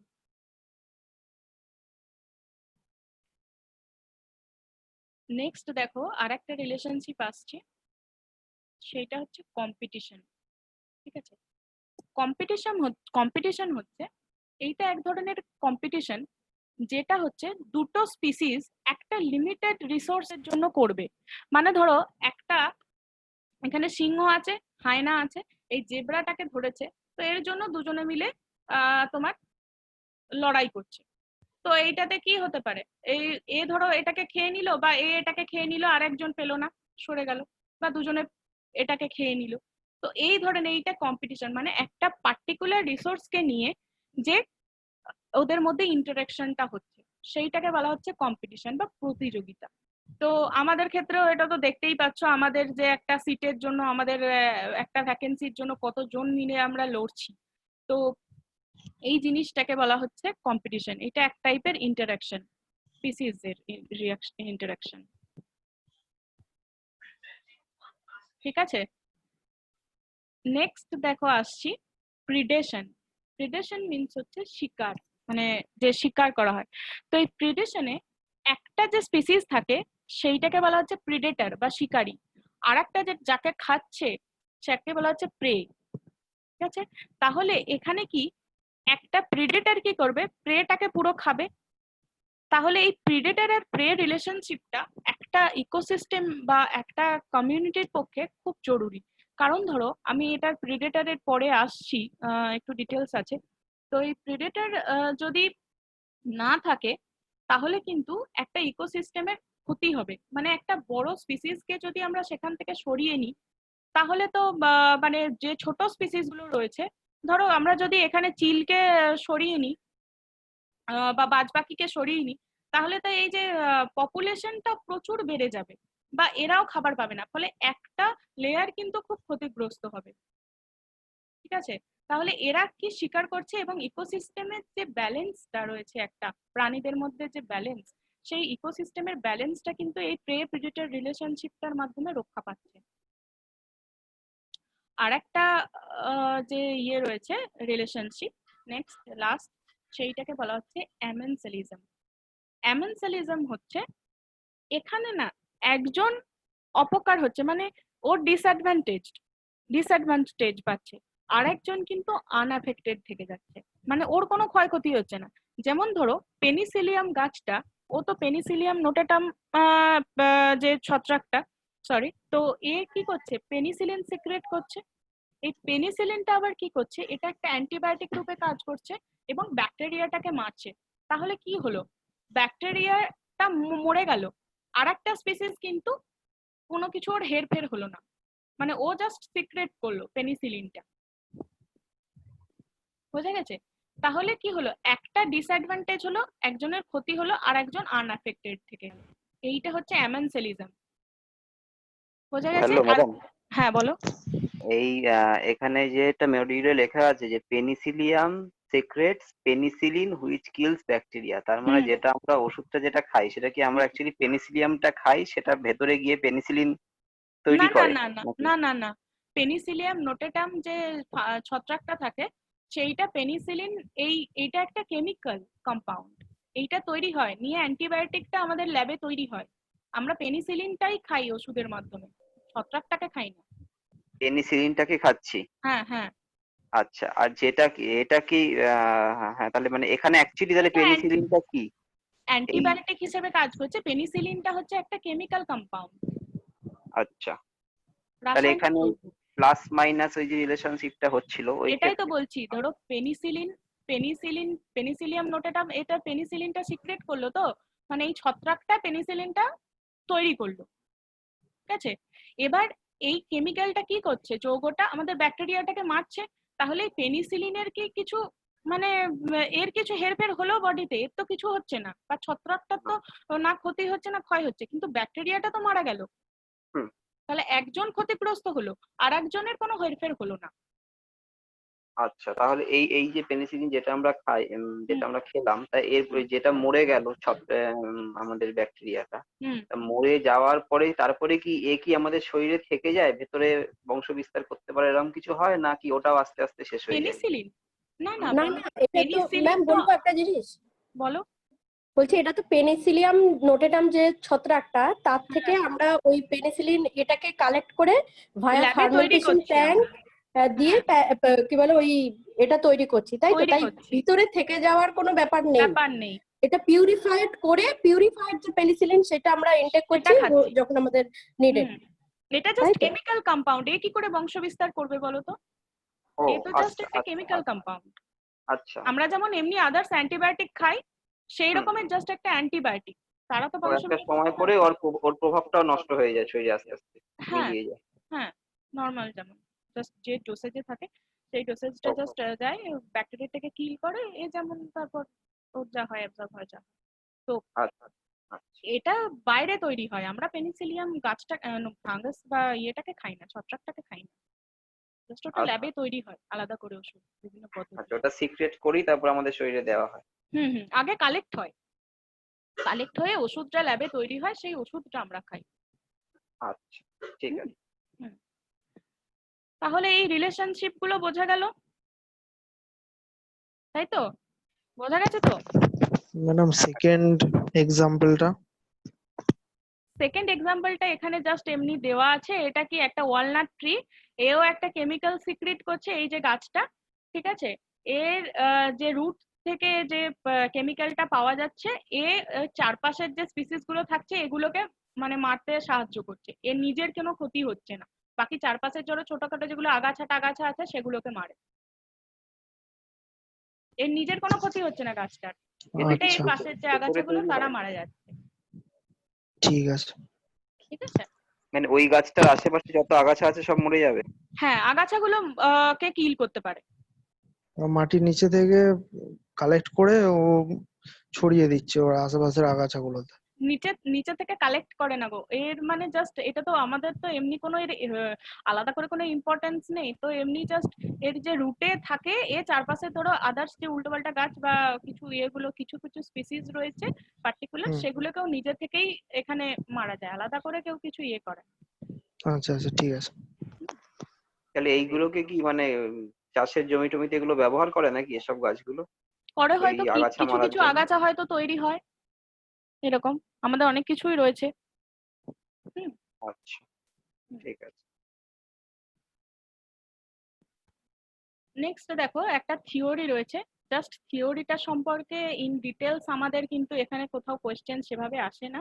একটা কোয়েশ্চেন এসেছিল কয়েক বছর আগে, সেইটা হচ্ছে কম্পিটিটিভ এক্সক্লুশন প্রিন্সিপালটা কার দেওয়া, ঠিক আছে, সেইটা যিনি সায়েন্টিস্ট আছেন তার নাম হচ্ছে গাউস। তো এই গাউস কি করেছেন, এই লটা দিয়েছেন যেটাকে বলা হয় কম্পিটিটিভ এক্সক্লুশন প্রিন্সিপাল। এইটা কি বলছে, মানে ধরো একটা পার্টিকুলার হ্যাবিটেটের মধ্যে দুটো স্পিসিস কখনো একসাথে মানে বাঁচতে পারবে না, এক্সিস্ট করবে না। কারণ ধরো যদি আমরা দেখি একটা পার্টিকুলার রিসোর্স, এই যে গাছটা, এই গাছটায় ধরো একটা টাইমে একটা পাখি এসে বসছে, তো এই ইয়েলো পাখিটা এসে বসছে, এ কি করছে, এর সংখ্যাটা এত মানে বেশি করেছে, এই লাল পাখিটা যখন কম সংখ্যায় থাকছে তখন একে কিন্তু তোমার তাড়িয়ে দিচ্ছে, একে বার করে দিচ্ছে এখান থেকে, ঠিক আছে। তাহলে কি হচ্ছে, one species will out complete the other for resources, একটা স্পিসিস সবসময় ডমিনেন্ট হিসেবে ওখানে থাকবে, উনি এটা বলেছিলেন, ঠিক আছে। আর আদার যে ইনফেরিয়ার স্পিসিস যে কমজোরি থাকবে তাকে ও ওখান থেকে বের করে দেবে, এক্সটিংক্ট করে দেবে, মানে সরিয়ে দেবে ওই হ্যাবিটেটটা থেকে। এই যে জিনিসটা এইটাকে বলা হচ্ছে কম্পিটিটিভ এক্সক্লুশন প্রিন্সিপাল, এটা গাউসের দেওয়া, জাস্ট এইটুকুই আসে, এর মধ্যে থেকে ইন ডিটেলসে কিন্তু সেরকম দেওয়ার মতো কিছু জিনিস এখানে নেই। এই যেহেতু থিওরিটা একটু আমাদের ইকোলজিতে অনেক সময় ডিটেলসে পড়ানো হয় বা ইয়ে হয় বা একটু জানা দরকার, সেই জন্য জাস্ট এই নামটা সায়েন্টিস্টের আসে অনেক সময়। তো জাস্ট ওইটাই এসেছিল। হ্যাঁ ম্যাডাম। ঠিক আছে, ম্যাম আমার একটা কোশ্চেন আছে। হ্যাঁ বলো, কে বলছো? আমি অমরেশ বলছিলাম। বলো। ম্যাম বলছিলাম যে বটগাছের নিচে কখনো কোনো গাছ জন্মাতে দেখা হয় না এবং কি বটগাছের চারা পর্যন্ত জন্মায় না, তাই এটার কি কারণ? নিজের চারাও পর্যন্ত ওখানে যে ফল পড়ে কখনো বটগাছ জন্মায় না। বটের বটগাছ তুই কি বলছিস তাহলে? বোটানিক্যাল গার্ডেনে আমাদের কি যে করে? গ্রেট ব্যানিয়ান ট্রি যেটা, তার নিচে তো ওরই গাছের ভরে ভরে হয়েছে না নাকি? না না, ও তো শিকড় দিয়ে হয়। বটের মূল নাকি? না না, ওটা বোটানিক্যাল গার্ডেনে যেটা হয়েছে ওটা গাছের ঝুড়ি নেমে ওটা বড় হয়ে যায়, ওটা গাছ নয়, আলাদা গাছ নয়। তাই আছে। আচ্ছা আচ্ছা অ্যাকচুয়ালি আমার যেটা মনে হয় পার্সোনালি থিঙ্কিং, যে গাছটা মানে ওই জায়গাটায় ধরো আরো যদি বট গাছ জন্মায় তাহলে আগের যে গাছটা সে মানে আর থাকতে পারবে না। ওই এতটাই স্পেসিয়াস হয়, ওরা এতটাই স্পেস নিয়ে থাকে যে মানে আর একটা ধরে যদি গাছ হয় তো ওর তো হ্যাবিটেট বা ওর যে ইকোলজিক্যাল নিডস থাকবে, মানে ও যে আদার্স ওই জায়গাটা থেকে খাবার নেয় মাটি থেকে, তো আর একটা গাছ এসে গেলে তো ওর প্রচন্ড কম্পিটিশন হয়ে যাবে, ওই জায়গাটা কিভাবে পাবে? মেবি সেটাই নেচারের নিয়ম বা ওইভাবেই এসছে। ছায়া থাকার জন্য জার্মিনেশন হতে পারে না, এরকম কিছু হতে পারে? না জার্মিনেশন না এইসব হতে পারে না, আমি জানি না এত, কিন্তু একটা জিনিস মনে হচ্ছে যে গাছের যে ল্যাটেক্স গুলো থাকে সেটা হয়তো যে সাধারণ মানে কি প্রশোধন বলো না, সেগুলো ক্রিয়ায় বেরিয়ে এসে ওই জায়গার মাটিটাকে অনুর্বর করে দিল অন্য গাছের জন্য, এরকম কিছু হতে পারে হয়তো। মানে এগুলো তো ল্যাটেক্স তরুক্ষীর বলে যেগুলো, সেগুলোর একটা ক্যালসিয়াম অক্সালেট না কি কি থাকে এসবের মধ্যে, সেগুলো এগুলো মানে তো ধরো অক্সালেট অন্য ইয়ে থেকে পাওয়া যায়, হয়তো এটা মাটি তো টোটালি আলাদা হয়ে গেল। মানে গাছ জন্মানোর পরে যে উপকূল পরিবেশটা সেটা হয়তো নষ্ট করে দিচ্ছে মাটি থেকে, যতই জল বাতাস পাক কিন্তু মাটিটা ঠিক না থাকলে তো হবে না। না ম্যাম, এমনিতে সরাসরি ভাবে তো বটগাছ জন্মায় না, যখন পাখি খাবে ফল, খাওয়ার পর যখন ওরা যে মানে কি বলবো পটিটা করে তারপরে সেটাতে গাছ জন্মায়। এবার কি ওই গাছের নিচে করলেও আমি দেখেছি জন্মায় না, এটা সাধারণত একটা ব্যাপার। ওই আগের একটা এক্সাম্পল দেখলাম যে গাছের কিছু আগাছা গাছ নষ্ট করে দেয়, এরকম কি কোনো কনসেপ্ট আছে তাহলে? এখনো অব্দি আমি বায়োলজিতে এইরকম কোনো বট গাছের নিয়ে কনসেপ্ট পড়িনি, বুঝলে? তো মেবি কিছু থাকতে পারে, সেটা আমি তাহলে একটু জেনে তোমাদেরকে বলবো গো। মানে এর পিছনে যে রিজনটা সেটা আমারও জানা নেই। ঠিক আছে। আমার যতদূর মনে হচ্ছে ওই হ্যাবিটেটের ব্যাপারটাই হবে, কারণ এতটা স্পেসিয়াস হয় হ্যাঁ বট গাছ, যে সবকিছুর আশ্রয়স্থল। তো সেই জায়গাটাতে আর একটা বট গাছ মেবি ওর যে স্পিসিস মানে ওর শাখা প্রশাখা মেলতেই পারবে না, সেই জন্য মেবি। ঠিক আছে। ঠিক আছে। দেখো নেক্সট যেটা আসছে আমাদের ইকোসিস্টেমের যে কম্পোনেন্ট, মানে আমাদের যে এই ইকোসিস্টেম রয়েছে বাস্তুতন্ত্র, তার কি কম্পোনেন্ট, কি কি উপাদান রয়েছে। ঠিক আছে, তো এই ইকোসিস্টেম গুলো মেইনলি দুটো কম্পোনেন্ট থাকে, একটা হচ্ছে অ্যাবায়োটিক আর একটা হচ্ছে বায়োটিক। ঠিক আছে, খুব ইম্পর্টেন্ট এই জায়গাটা। অ্যাবায়োটিক মানে হচ্ছে অজীবজ উপাদান, বায়োটিক মানে হচ্ছে জীবজ উপাদান। তো প্রথমে আমরা অজীবজ উপাদানটা দেখে নিই, তারপর আমরা জীবজ উপাদানে আসছি। তো এই বাস্তুতন্ত্রে দেখো অ্যাবায়োটিক কম্পোনেন্ট আর বায়োটিক কম্পোনেন্ট। তাহলে অ্যাবায়োটিক কম্পোনেন্টে এখানে যে এই ছবিটা দিয়েছি আমি, আর সেরকম ভালো কোনো পুরো টোটাল তোমার আরো ভাঙা যায় সেইভাবে কোনো ছবি পাইনি, তাই এটা দিতে বাধ্য হয়েছি। তো এখানে দেখো একটা রয়েছে climatic factors, edaphic factors, it's related to soil, edaphic means related to soil, মাটির সাথে সম্পর্কযুক্ত। আর একটা যেটা রয়েছে ইনঅর্গানিক সাবস্টেন্সেস কিছু থাকে অ্যাবায়োটিক কম্পোনেন্টের মধ্যে, আর অর্গানিক সাবস্টেন্সেস কিছু থাকে। তো যদি আমরা ক্লাইমেটিক ফ্যাক্টরস দেখি তাহলে এর মধ্যে দেখো কি কি আসবে, বৃষ্টি, লাইট, উইন্ড, টেম্পারেচার, এই সমস্তগুলো থাকবে।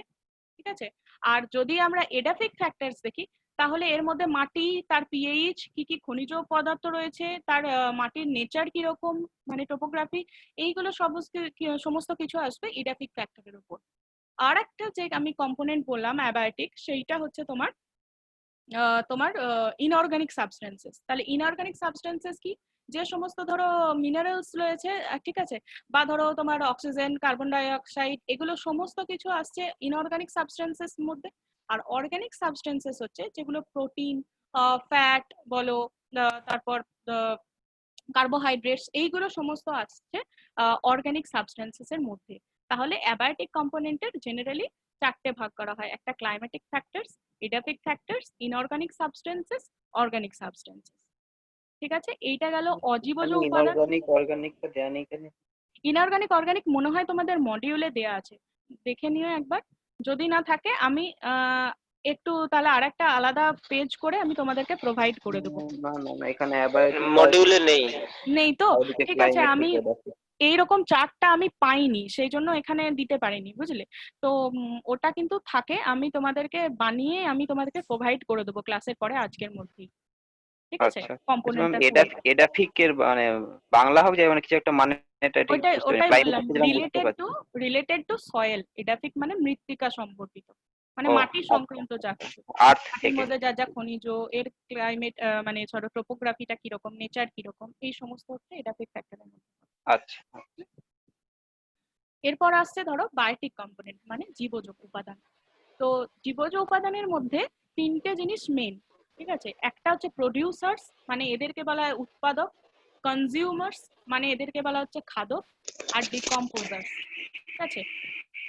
তো এই তিনটের মধ্যে প্রোডিউসার নিয়ে ফার্স্ট আমরা আলোচনা করি। প্রোডিউসার হচ্ছে আমাদের জেনারেলি উদ্ভিদরা, মানে আমাদের এদেরকে বলা হচ্ছে অটোট্রপস, যাদের মধ্যে তোমার ক্লোরোফিল থাকবে এবং নিজের খাদ্য নিজেরা তৈরি করতে পারবে। একমাত্র এই প্রোডিউসাররাই তো উৎপাদক, তাই না? এরা নিজেদের খাদ্য নিজেরা তৈরি করবে, উদ্ভিদ, সবুজ উদ্ভিদ, সেইখান থেকে খাবাররা আমাদের এদের পরের লেভেলেররা খাবে, তার থেকে আমরা পাবো, এরকম করে ইকোসিস্টেমটা পুরো সার্কেলটা চলতে থাকে, ঠিক আছে? তাহলে প্রোডিউসার কারা হলো? এরা অটোট্রপস হবে, মানে নিজেদের খাবার নিজেরাই তৈরি করে নিতে পারবে, এটা হচ্ছে সবুজ উদ্ভিদ। নেক্সট আসছে কনজিউমার। কনজিউমার হচ্ছে এরা হচ্ছে হেটেরোট্রপ, মানে খাদক, যারা প্রোডিউসারদেরকে খায়। তাহলে এখানে এদেরকে জেনারেলি তিনটে ভাগে ভাগ করা যায়: primary consumer, secondary consumer, tertiary consumer. অনেক সময় কোয়াটার্নারি কনজিউমারও থাকে কিছু কিছু ইকোসিস্টেমে।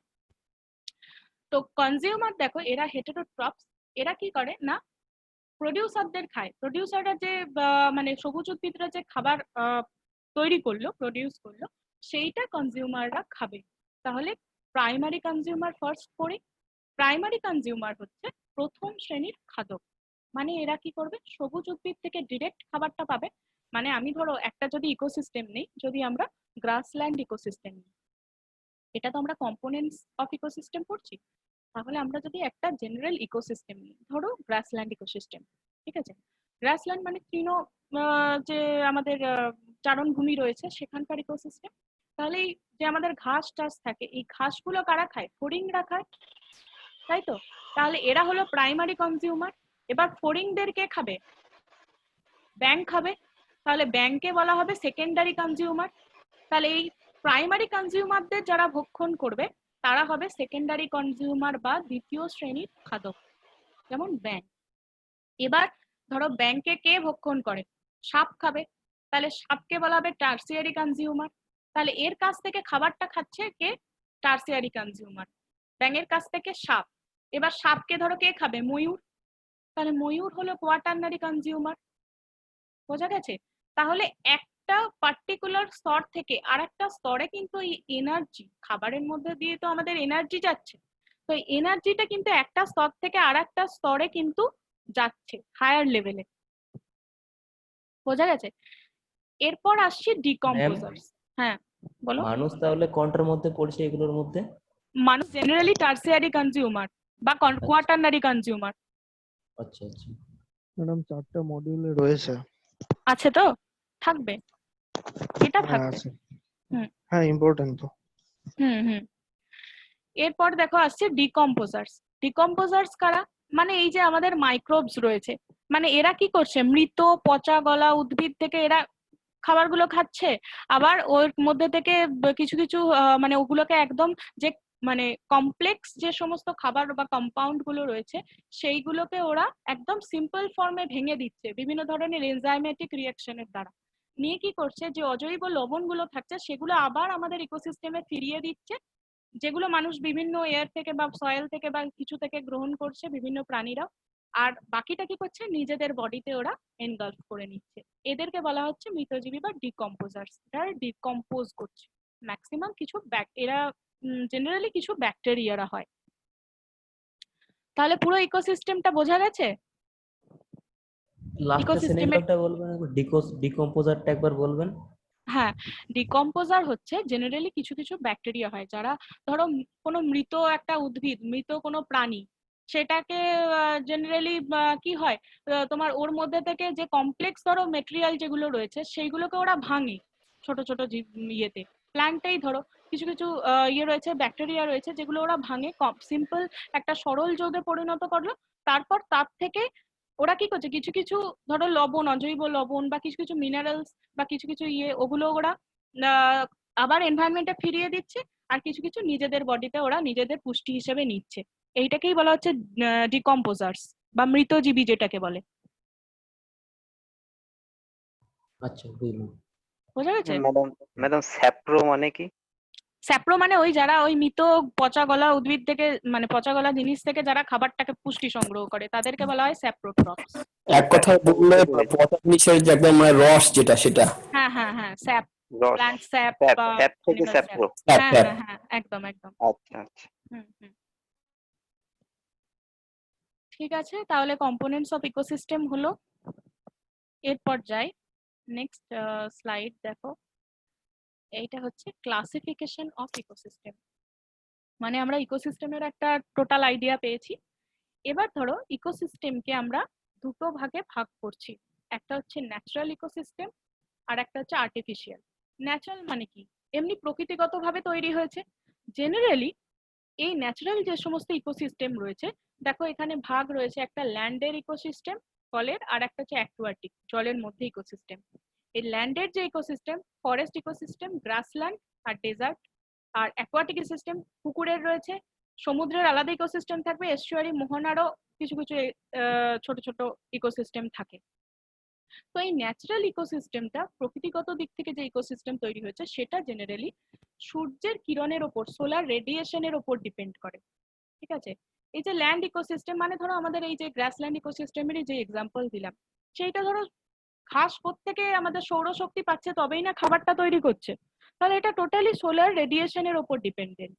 আর আর্টিফিশিয়াল ইকোসিস্টেম হচ্ছে যেটা সূর্যের শক্তির ওপর মানে এনার্জির ওপর ডিপেন্ডেন্ট। যেমন ধরো ক্রপল্যান্ড ইকোসিস্টেম, মানে এই যে আমাদের ধরো এই ক্রপল্যান্ড মানে আমরা যে চাষ করে থাকি, বা আর্টিফিশিয়াল ইকোসিস্টেমের অনেক সময় উদাহরণ হয় যেটা আমাদের অ্যাকিউরিয়াম, ম্যানমেড ইকোসিস্টেম বলে অনেক সময় এটাকে। ঠিক আছে? হুম। হুম, তো তাহলে ইকোসিস্টেমকে ন্যাচারাল আর আর্টিফিশিয়াল এই দুটো ভাগেই ভাগ করা যায়। নেক্সট দেখো আসছি, এইগুলো কিন্তু কিছু কিছু ইম্পর্টেন্ট টার্ম আছে এখানে, আর ইকোসিস্টেমের সাথে অবভিয়াসলি রিলেটেড, কিন্তু সেরকম ভাবে কিছু ক্লাসিফিকেশন বা কিছু কিন্তু নয়। এগুলো একটা ইকোসিস্টেমে থাকতে গেলে কিছু কিছু স্পিসিস আছে যেগুলো খুব ইম্পর্টেন্ট রোল প্লে করে, তো সেগুলোই বিভিন্ন সায়েন্টিস্ট আলাদা আলাদা নাম দিয়েছেন। তো এখানে দেখো একটা মেন যে ফার্স্ট স্পিসিস রয়েছে সেইটাকে বলা হচ্ছে কিস্টোন স্পিসিস। কি মানে, একটা চাবির উপকারিতা আমরা নিশ্চয়ই জানি যে মানে ওই তালাটা, ওই চাবিটাই শুধুমাত্র খুলতে পারবে। ঠিক আছে, তাহলে কতটা ইম্পর্টেন্ট একটা কিয়ের, সেই হিসেবেই কিন্তু এই কিস্টোন নামকরণটা করা হয়েছে। তো কিস্টোন স্পিসিস হচ্ছে একটা যে এনভায়রনমেন্ট, সেইখানে একটা বিভিন্ন মানে ভীষণ ইম্পর্টেন্ট রোল প্লে করে। তো ধরো আমাদের এনভায়রনমেন্টের যে চেঞ্জেস গুলো আসছে, সেই চেঞ্জগুলো যদি এই কিস্টোন স্পিসিসটা না যদি ধরতে পারে বা ওর সাথে যদি না অ্যাডাপ্ট করতে পারে, তাহলে কিন্তু পুরো ইকোসিস্টেমটা মানে ড্যামেজও হয়ে যেতে পারে। একটা এখানে দেখো লেখা আছে, without keystone species the ecosystem would be dramatically different or cease to exist altogether. একটা কিস্টোন স্পিসিস যদি ডামাডোল হয় একটা ইকোসিস্টেমের মধ্যে, তাহলে কিন্তু পুরোপুরি ওই ইকোসিস্টেমটা ডামাডোল হতে পারে।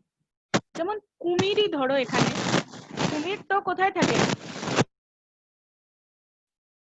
এমনি জলাশয়ে থাকে। তো তো কুমির যদি ধরো ছোট ছোট পুকুরের যে সমস্ত মাছ আছে বা বড় মাছ, সেইগুলোকে যদি না খায়, তাহলে বড় মাছের সংখ্যা প্রচুর বেড়ে যাবে, সেখানে ওই ইকোসিস্টেমটাই কিন্তু টোটালি মানে ডিভাস্টেটেড হয়ে যাবে। আবার ধরো এই ম্যানগ্রোভ যে রয়েছে, কে একজন হাত তুলেছে, কিছু বলবে ভাস্কর? না না, ওটা ভুল করে উঠে গেছে। ও আচ্ছা, ঠিক আছে।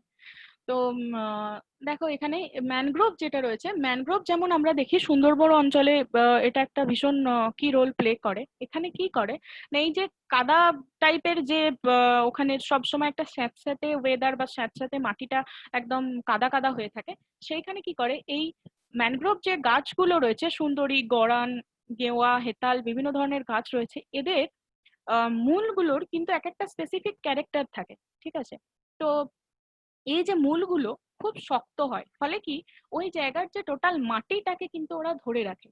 ধরে রাখার ফলে এখানে কি হয়, মৃত্তিকার ক্ষয় রোধ হয় একটা দিক থেকে, ওইখানকার যে ম্যানগ্রোভ অঞ্চলের যে ইকোসিস্টেমটা সেইটাকে ধরে রাখছে, ঠিক আছে? আর একটা কি হয়, এই যে বড় বড় যে তোমার ধরো রুট গুলো গেছে একটার সাথে আরেকটা পেঁচিয়ে পেঁচিয়ে যে মানে ওই জায়গার একটা ব্রাঞ্চ লাইক সৃষ্টি করে, সেইখানে না ছোট ছোট অনেক প্রাণী ওই জায়গাটাতে থাকে।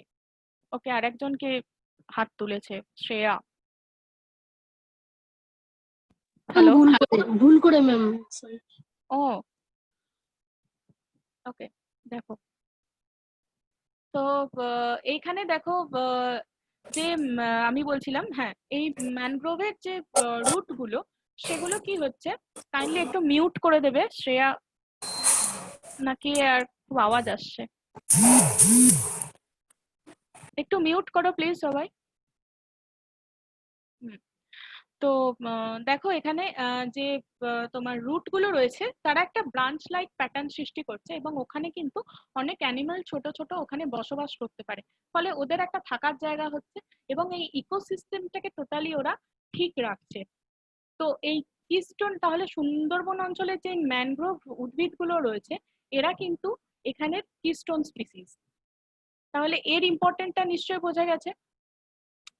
নেক্সট আসছি, এই কিস্টোন স্পিসিস 3 টাইপের হয়, মানে এদেরকে 3 ভাগে ভাগ করা হয়েছে। একটা হচ্ছে প্রিডেটর, আমি প্রিডেশন আগে পড়লাম, তখন বললাম যে দেখবে পরে আছে। তো এই প্রিডেটর কারা, যারা আমাদের ধরো প্রে স্পিসিস, ঠিক আছে? প্রে স্পিসিসটা যদি আমাদের এনভায়রনমেন্ট বা ইকোসিস্টেমের মধ্যে যদি খুব বেড়ে যায় তাহলে তো প্রবলেম হবে, তারা নানা ধরনের ক্ষতিও করতে পারে। একটা ইকোসিস্টেমে সবকিছুই ব্যালেন্সড হিসেবে থাকা উচিত। খুব বেশি যদি কোনো একটা পপুলেশন বেড়ে যায় তাহলে বিভিন্ন ধরনের আমাদের মানে খাবারেরও যেমন অভাব হবে, বাসস্থানের অভাব হবে, সবকিছুর অভাব হবে। তো সবকিছু যদি ব্যালেন্স থাকতে হয় তাহলে তার একটার সাথে একটা রিলেটেড অবভিয়াসলি হবে, কেউ কাকে সৃষ্টি করবে আবার কেউ কাউকে ধ্বংস করবে। তাহলে এই প্রেডেটররা কি করে, যারা শিকারী হয় তারা কিন্তু একটা প্রে স্পিসিসকে কন্ট্রোল করে, মানে ওদেরকে খেয়ে নেয়। যেমন ধরো একটা যদি আমরা মানে কি বলবো, সমুদ্রের যদি আমরা ইকোসিস্টেম নিই, সেখানে শার্ক অনেক বড় প্রাণী, মাছ। তো এই হাঙরটা কি করে, ওখানে যে সমস্ত অসুস্থ বা কিছু কিছু মাছ আছে যেগুলো একদম মানে মৃত প্রায়, বা ছোট ছোট কিছু মাছ আছে, সেইগুলোকে ওরা খেয়ে নেয়, ঠিক আছে? ফলে কি হয়, ওইখানকার ইকোসিস্টেমটা একদম হেলদি থাকে, সুস্থ থাকে, ব্যালেন্স ব্যালেন্স থাকে। তো নেক্সট যেটা আসছে সেইটা হচ্ছে সরি, ইকোসিস্টেম ইঞ্জিনিয়ার্স। এটা না একটা খুব ইন্টারেস্টিং এদের ঘটনা আছে। ইকোসিস্টেম ইঞ্জিনিয়ার্স তাদের বলা হয় যারা না একটা ইকোসিস্টেমকে তৈরি করতে পারে, আবার ধরো পরিবর্তনও কিছু আনতে পারে, আবার ওই ইকোসিস্টেমটাকে ধ্বংসও করতে পারে। একটা বিভারের এখানে এক্সাম্পল দিয়েছে, দেখবে এই বিভাররা কি করে না, একটা মানে কি বলবো জলাশয় টাইপ জায়গায় এরা থাকে। এরা ওই যে গাছগুলো যেগুলো থাকে, ধরো অনেক পুরোনো গাছ, অনেক ওল্ড গাছ, বয়স হয়ে গেছে প্রচুর, ওরা মানে এমনি মানে আর বেশি কিছু ওদের করার নেই। তো এরা কি করে, ওই প্ল্যান্ট স্যাপ গুলোকে বা ওই কাঠের মধ্যে স্যাপ গুলোকে ওরা খেতে থাকে, খেতে খেতে খেতে খেতে ওরা অর্ধেক ক্ষয় করে দেয়, ঠিক আছে? এখানে দেখো একদম খাচ্ছে। নিয়ে কি করে এরা, এরা কি করে, তারপরে ধরো হাওয়া টাওয়া দিল, এই গাছটাকে পড়ে গেল। এরা এই ছোট ছোট আবার যে গাছের ডালপালা গুলো থাকে, এরা এগুলো জলের মধ্যে গিয়ে গিয়ে দেখো কালেক্ট করে নিয়ে আসে, এবং এক একটা জায়গার জলকে এরা কিন্তু আটকে রাখে, বুঝতে পারলে? তো মানে এতই দারুণ ক্রিয়েশন এটা, যে এই জায়গার ইকোসিস্টেমটাকে, জলাশয়ের ইকোসিস্টেমটাকে অনেক জায়গায় এরা ঠিক করে রাখে, রিভার। তো যেমন এই ধরো যে এই জায়গার যদি জলটাকে এরা আটকে রাখতে পারে, এই জায়গায় একটা নতুন ইকোসিস্টেম তৈরি হবে, এখানকার মাছ বা এখানকার যে সমস্ত অ্যানিমাল গুলো আছে ঠিক থাকবে। আর এদের এদের যে এরা যে থাকবে, ধরো জল এক জায়গায় এসে ভেসে যাচ্ছে, প্রচুর জল হয়ে গেছে, ফলে এই জায়গার জল এদের বাসস্থান নিজেদের বাসস্থান নেই থাকার, ভেসে যাচ্ছে অনেক অ্যানিমাল। তো তখন ফলে কি করে, এরা কিন্তু এক জায়গায় জলটাকে আটকে রেখে এরা এইভাবে তোমার ইকোসিস্টেমটাকে ঠিক রাখে। ইটস লাইক মানে দেখো এক একটা কাঠিকে নিয়ে এসে এসে এরা জড়ো করছে, একটা ইকোসিস্টেম তৈরি করছে। ম্যাডাম ডিসকভারি হুম, চ্যানেলে দেখাচ্ছিল একটা হুম। দুটো বিবর পুরো এক জায়গায় ইকোসিস্টেমটাকে চেঞ্জ করে দিয়েছে, নদীতে বাঁধ দিয়ে সেখানে নতুন ভাবে জল হ্যাঁ এনে হ্যাঁ হ্যাঁ, মানে এক্স্যাক্টলি, সেখানে ওরা ড্যাম তৈরি করে নিজেদের মতো হ্যাঁ করে। হ্যাঁ পুরো ইকোসিস্টেমটাকে চেঞ্জ করে হ্যাঁ, দিয়েছে সেখানে। বিভার ড্যাম বলে ওটাকে। তো এটা ভীষণ সুন্দর ক্রিয়েশন এটা, এইটাকে এদেরকে বলা হয় ইকোসিস্টেম ইঞ্জিনিয়ার্স, ঠিক আছে। তো আর একটা আছে যেটা হচ্ছে মিউচুয়ালিস্ট, মিউচুয়ালিজমও পড়লাম। তো মিউচুয়ালিস্টিক যে রিলেশনশিপটা থাকে বা মিউচুয়ালিজম, এরা একটা ভীষণ ইম্পর্টেন্ট, মানে এরাও কিস্টোন স্পিসিস এর রোল প্লে করে। কারণ ধরো এই যে বি, এরা মানে ফুল থেকে যে নেকটারটা কালেক্ট করছে, খাচ্ছে নিজেরা, আর একটা কি করছে অন্য আর একটা জায়গায় গিয়ে এটাকে পলিনেশন ঘটাচ্ছে। ফলে গাছের উদ্ভিদদের যে তোমার ইকোসিস্টেম, মানে একটা গাছ থেকে আরেকটা গাছ এরকম করে, কিন্তু এক একটা গাছ থেকে আরেকটা গাছ এটা বাড়ছে আস্তে আস্তে উদ্ভিদদের যে পপুলেশন। তো এইটাই হচ্ছে মিউচুয়ালিজম। তাহলে তিন ধরনের আমরা কিস্টোন স্পিসিস পেলাম, একটা হচ্ছে প্রিডেটর, তারপর হচ্ছে ইকোসিস্টেম ইঞ্জিনিয়ার্স, আর একটা হচ্ছে মিউচুয়ালিস্ট। কিস্টোন স্পিসিসটা বোঝা গেল তাহলে? বুঝতে পেরেছো সবাই? হ্যাঁ ম্যাম। হ্যাঁ। ওকে ওকে। আর এক দুটো জিনিসই আছে শুধুমাত্র। লাস্ট যেটা আসছে দেখো, ইন্ডিকেটর স্পিসিস। এর নামটা শুনে হয়তো বুঝতে পারছো যে মানে এ কি করছে, কিছু একটা ইন্ডিকেট করছে। এরা জেনারেলি কি করে না, ধরো একটা ইকোসিস্টেমের হেলথ কিরকম থাকছে সেইটাকে এরা কিন্তু ডিটারমাইন করায়, মানে ঠিক রাখে। এদেরকে এখন অনেক টার্ম দেওয়া হয়েছে, বায়ো ইন্ডিকেটর বলে, ঠিক আছে। একটা জায়গার ধরো পলিউশনের জেনারেলি এরা ইন্ডিকেটর হিসেবে ইউজ হয়। যেমন ধরো একটা জায়গায়, আমি নেক্সট স্লাইডটায় আসছি, ওখানে দেখো একটা উদাহরণ দিচ্ছি। আমরা আগে পড়লাম তো লাইকেন, যে অ্যালগি অ্যান্ড ফানজাইয়ের একটা মিউচুয়ালিস্টিক রিলেশনশিপে ওরা থাকে।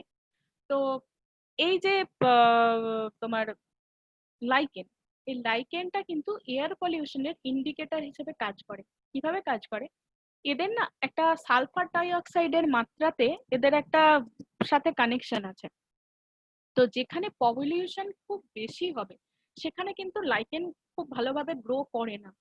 যে জায়গাতে লাইকেন থাকবে না, তাহলে জানবে যে সেই জায়গায় পলিউশন আছে, ভালো মাত্রায় পলিউশন আছে, এয়ার পলিউটেড এয়ারটা। তো এখানে দেখো তিন ধরনের পলিউশন মানে টেস্ট করা হয়েছে সালফার ডাই অক্সাইড গ্যাসটা দিয়ে।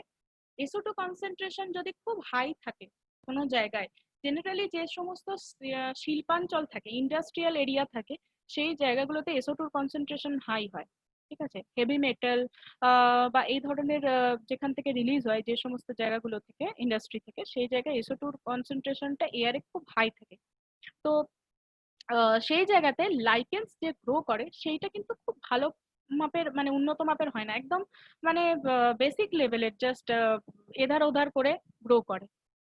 যেখানে মিডিয়াম কনসেন্ট্রেশন থাকে সেখানে একটু মানে কালার গুলো ঠিকঠাক হয় না আর লিফি হয়, ঠিক আছে। কিন্তু যেখানে একদম কম SO2 কনসেন্ট্রেশন সেখানে শ্রাবি মানে গুল্ম টাইপের, একদম লাইকেন যেমন দেখতে হয় খুব গুচ্ছাকারে, সেই জায়গাতে হয়। তাহলে এইটা একটা ইন্ডিকেটরের কাজ করছে, মানে যেখানে পলিউশন থাকবে না সেইখানে লাইকেন তৈরি হবে বা জন্মাবে, আর যেখানে তোমার পলিউশন থাকবে সেখানে কিন্তু লাইকেন তৈরি হয় না, মানে উৎপন্ন জেনারেলি হয় না, খুব কম পরিমাণে হলেও দেখতে পাওয়া যায়। আর নেক্সট যে লাস্ট স্পিসিসটা আছে এইটাকে বলা হয় সেন্টিনেল স্পিসিস, খুব ইম্পর্টেন্ট। সেন্টিনেল স্পিসিসটা যেমন আমরা তোমার ইন্ডিকেটর স্পিসিসটা কি দেখলাম যে এনভায়রনমেন্টের আমাদের যে কিছু পলিউশন বা আমাদের ইকোসিস্টেমের হেলথটাকে ঠিক রাখছে, সেন্টিনেল স্পিসিসও ঠিক একটা ইকোসিস্টেমের হেলথ ঠিক রাখে। এটা কিন্তু জেনারেলি এনভায়রনমেন্টের না হয়ে আমাদের হিউম্যানের হেলথটাকে ইন্ডিকেট করে, মানে হেলথ থ্রেট আছে কিনা, আমাদের কোনো ভয় আছে কিনা কিছুতে, সেইটাকে ঠিক রাখে হচ্ছে সেন্টিনেল স্পিসিস। ঠিক আছে, তো এটার একটা স্টোরি আছে। এই যে ক্যানারি পাখিটা, এটা 20s এর যে মানে দশক আছে, তখন এখানে বিংশ শতকে এটা দেখা গেছিল কিছু কিছু জায়গায় না, মাইন নেই, একটা বিষাক্ত গ্যাস, মানে কোল মাইন যেগুলো বা খনি যেখানে থাকে, ঠিক আছে, বিভিন্ন ধরনের আকরিকের খনি হয়, তো সেই খনিতে কিন্তু এই অনেক সময় দেখা গেছে বিষাক্ত গ্যাস থাকে। তো সেখানে যখন যারা মানে নিচে নেমে ওখানকে কাজ করেন, তো তারা অনেক সময় এই বিষাক্ত গ্যাস এমন ভাবে আউটব্রেক হয়েছে যে মারা গেছে। তো ওখানে তখন এনারা এটা একটা পরীক্ষা করেছিলেন যে এই ক্যানারি নামের এই পাখিটা কিন্তু একটা ইন্ডিকেটর হিসেবে কাজ করে। তো ওনারা তখন কি করতেন, যে খাঁচায় ভরে এই পাখিটা হচ্ছে ক্যানারি বার্ড, খুব সুন্দর দেখতে, এটাকে কি করতো তখন মানে নিচে নামাতো, ওরা দেখতো যে বিষাক্ত মানে ওই গ্যাসটার প্রকোপে এরা মারা যাচ্ছে বা এর কি হেরফের হতো সেটা দেখতো। তারপর যারা ওখানে মাইন্সে নামতেন তারা ওটাকে এইভাবে ডিটেক্ট করতেন। ঠিক আছে, এর বডির কিছু সার্টেন চেঞ্জেস আসতো, তখন ওনারা বুঝতেন বা এই পাখিটা যদি মারা যেত, এইটাকে বলা হচ্ছে সেন্টিনেল স্পিসিস। আর একটা সেন্টিনেল স্পিসিস আমরা দেখবো, সেটা হচ্ছে জাপানের মিনামাটা, সরি ইয়েতে হয়েছিল, হ্যাঁ মিনামাটাতেই। তো ওখানেই হয়েছিল ওই ডিজিজটা, মিনামাটা নামে পরিচিত। জাপানের একটা শহরে কি হয়েছিল না, ওই হেভি ইন্ডাস্ট্রি যেগুলো আছে, তো ওই ইন্ডাস্ট্রি থেকে না যেগুলো হেভি মেটাল আছে তার যে তরল যে বর্জ্য পদার্থটা, সেগুলো এসে কি হতো জলে গিয়ে পড়তো নালার মাধ্যমে। এবার ধরো ওই জল যারা পান করছে তারা প্রথমে এফেক্টেড হয়েছে। তো প্রথমে না ওনারা হঠাৎ করে জাপানের ওই শহরের লোকজন দেখে যে একটা বিড়ালের মধ্যে একটা অদ্ভুত ক্যারেক্টারিস্টিক্স আসছে। কিছু কিছু বিড়াল যেমন মানে কুঁকড়ে যাচ্ছে বা বিভিন্ন ধরনের খুব অদ্ভুত রকমের ওরা বিহেভ করছে। তারপর কিছুদিন পর ওনারা দেখেন যে ওটা মানুষের মধ্যেও আসছে। তো তখন ওরা ডিটেক্ট করতে শুরু করেন যে এটা মানে সার্টেন কিছু একটা চেঞ্জেস হচ্ছে এনভায়রনমেন্টের, যার জন্য হচ্ছে। তো তখন ওনারা দেখেন যে এইটা না কি হচ্ছে না, দৃষ্টিশক্তি চলে যাচ্ছে, আমাদের পেশিগুলো দুর্বল হয়ে যাচ্ছে, বা ঠিকঠাক করে সোজা হয়ে দাঁড়াতে পারছে না, আর আলটিমেট কিন্তু অনেক সময় দেখা গেছে যে ডেথও হয়েছে। তো এইটা হচ্ছে মার্কারির জন্য হয় এই মিনামাটা ডিজিজটা। ঠিক আছে, ওই ইন্ডাস্ট্রিটা থেকে মার্কারি রিলিজ হয়েছিল জলে, সেখান থেকে বিভিন্ন ধরনের মাছ, সামুদ্রিক মাছ বা তার থেকে আরো প্রাণীতে এসছে যারা সেই মাছটাকে খেয়েছে, তারপরে হিউম্যানেও এসছে। তো এই যে স্পিসিস গুলো যেগুলো হিউম্যানের হেলথের ইন্ডিকেটর হিসেবে কাজ করছে, সেগুলোকে বলা হচ্ছে জেনারেলি সেন্টিনেল স্পিসিস। বোঝা গেছে? আর তাহলে এই জিনিসটাই পুরোটা আছে এর মধ্যে।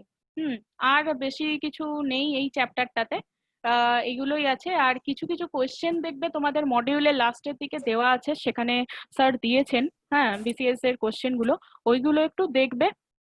কোনো জায়গায় যদি অসুবিধা হয় তখন আমাকে পরে মেসেজ করো, ঠিক আছে, আমি কোয়েশ্চেন গুলো নিয়ে বলে দেবো আনসার গুলো। আর এবার বলো যে প্রথম থেকে পড়ানোর কিছু বুঝতে অসুবিধা হলো নাকি বলো।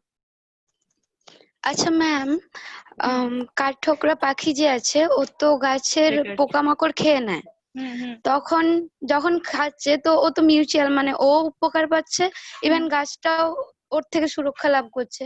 এবার ওই পোকাটা খেতে খেতে যখন গাছটা তো আবার আহত হয়ে যাচ্ছে, তো গাছটা মারা যাচ্ছে, তো ওটাকে ইকোসিস্টেম ইঞ্জিনিয়ার বলবো না মিউচুয়ালিস্ট বলবো? মিউচুয়ালিস্ট। ইকোসিস্টেম ইঞ্জিনিয়ার ওইভাবে ডিটেক্ট করা যায় না, ও তো কোনো ইকোসিস্টেমকে ক্রিয়েট করছে না। বাট ও তো ওই পোকাটা খেতে খেতে ওকে পুরো ডিস্ট্রয়ও করে দিতে পারছে। অনেক সময় করে, কিন্তু পুরোটা ডিস্ট্রয় অনেক সব সময় হয় না কিন্তু, বুঝলে, ওকে কিন্তু মানে ইকোসিস্টেম ইঞ্জিনিয়ার উডপেকারকে বলে না, মিউচুয়ালিজমেই থাকে। Okay ma'am. ওটা একটা পার্টিকুলার স্পিসিস এর করছে, বুঝলে, পুরো ইকোসিস্টেমটার উপর জেনারেলি অত কোনো মানে খুব বড় ভাবে এফেক্ট কিন্তু ফেলছে না। হ্যাঁ ম্যাম, বুঝতে পেরেছি। আর কেউ কিছু কোশ্চেন? তাহলে কেঁচোটা তাহলে কোন এটার মধ্যে কোনটা পড়ছে? কেঁচো কেঁচো হ্যাঁ। আমাদের মাটিতে কমেন্সালিজম আচ্ছা উপকার করছে তো। হ্যাঁ, তাহলে এটা কোনটার মধ্যে পড়ছে? কেঁচো ডিকম্পোজারের মধ্যে পড়ে। ডিকম্পোজারও পড়ে, হ্যাঁ, মানে ওর ওই আর কি মাটির ব্যাকটেরিয়া এই সমস্ত খায় আর মাটিটাকে উর্বরও করে, কমেন্সালিজমই হবে।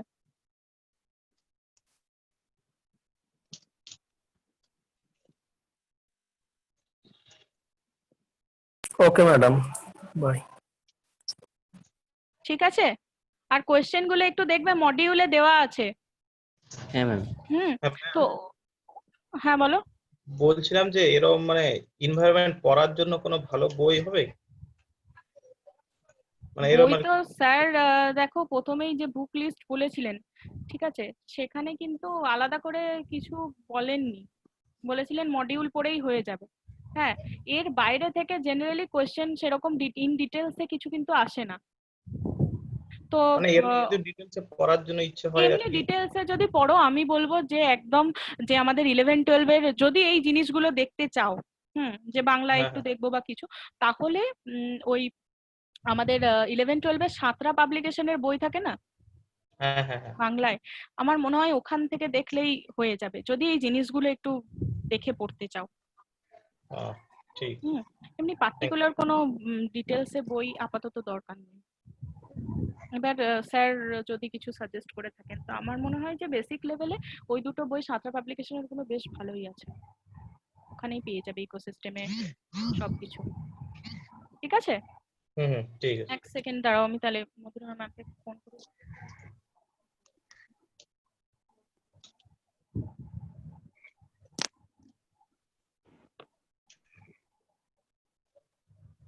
হ্যাঁ ম্যাম, বলছি আমার ক্লাসটা হয়ে গেছে। ওকে ওকে, ঠিক আছে। ওকে ঠিক আছে, তোমরা তাহলে এক্সিট করে নাও, হ্যাঁ লিভ করে নাও, ক্লাসটা এখানেই কমপ্লিট। ওকে।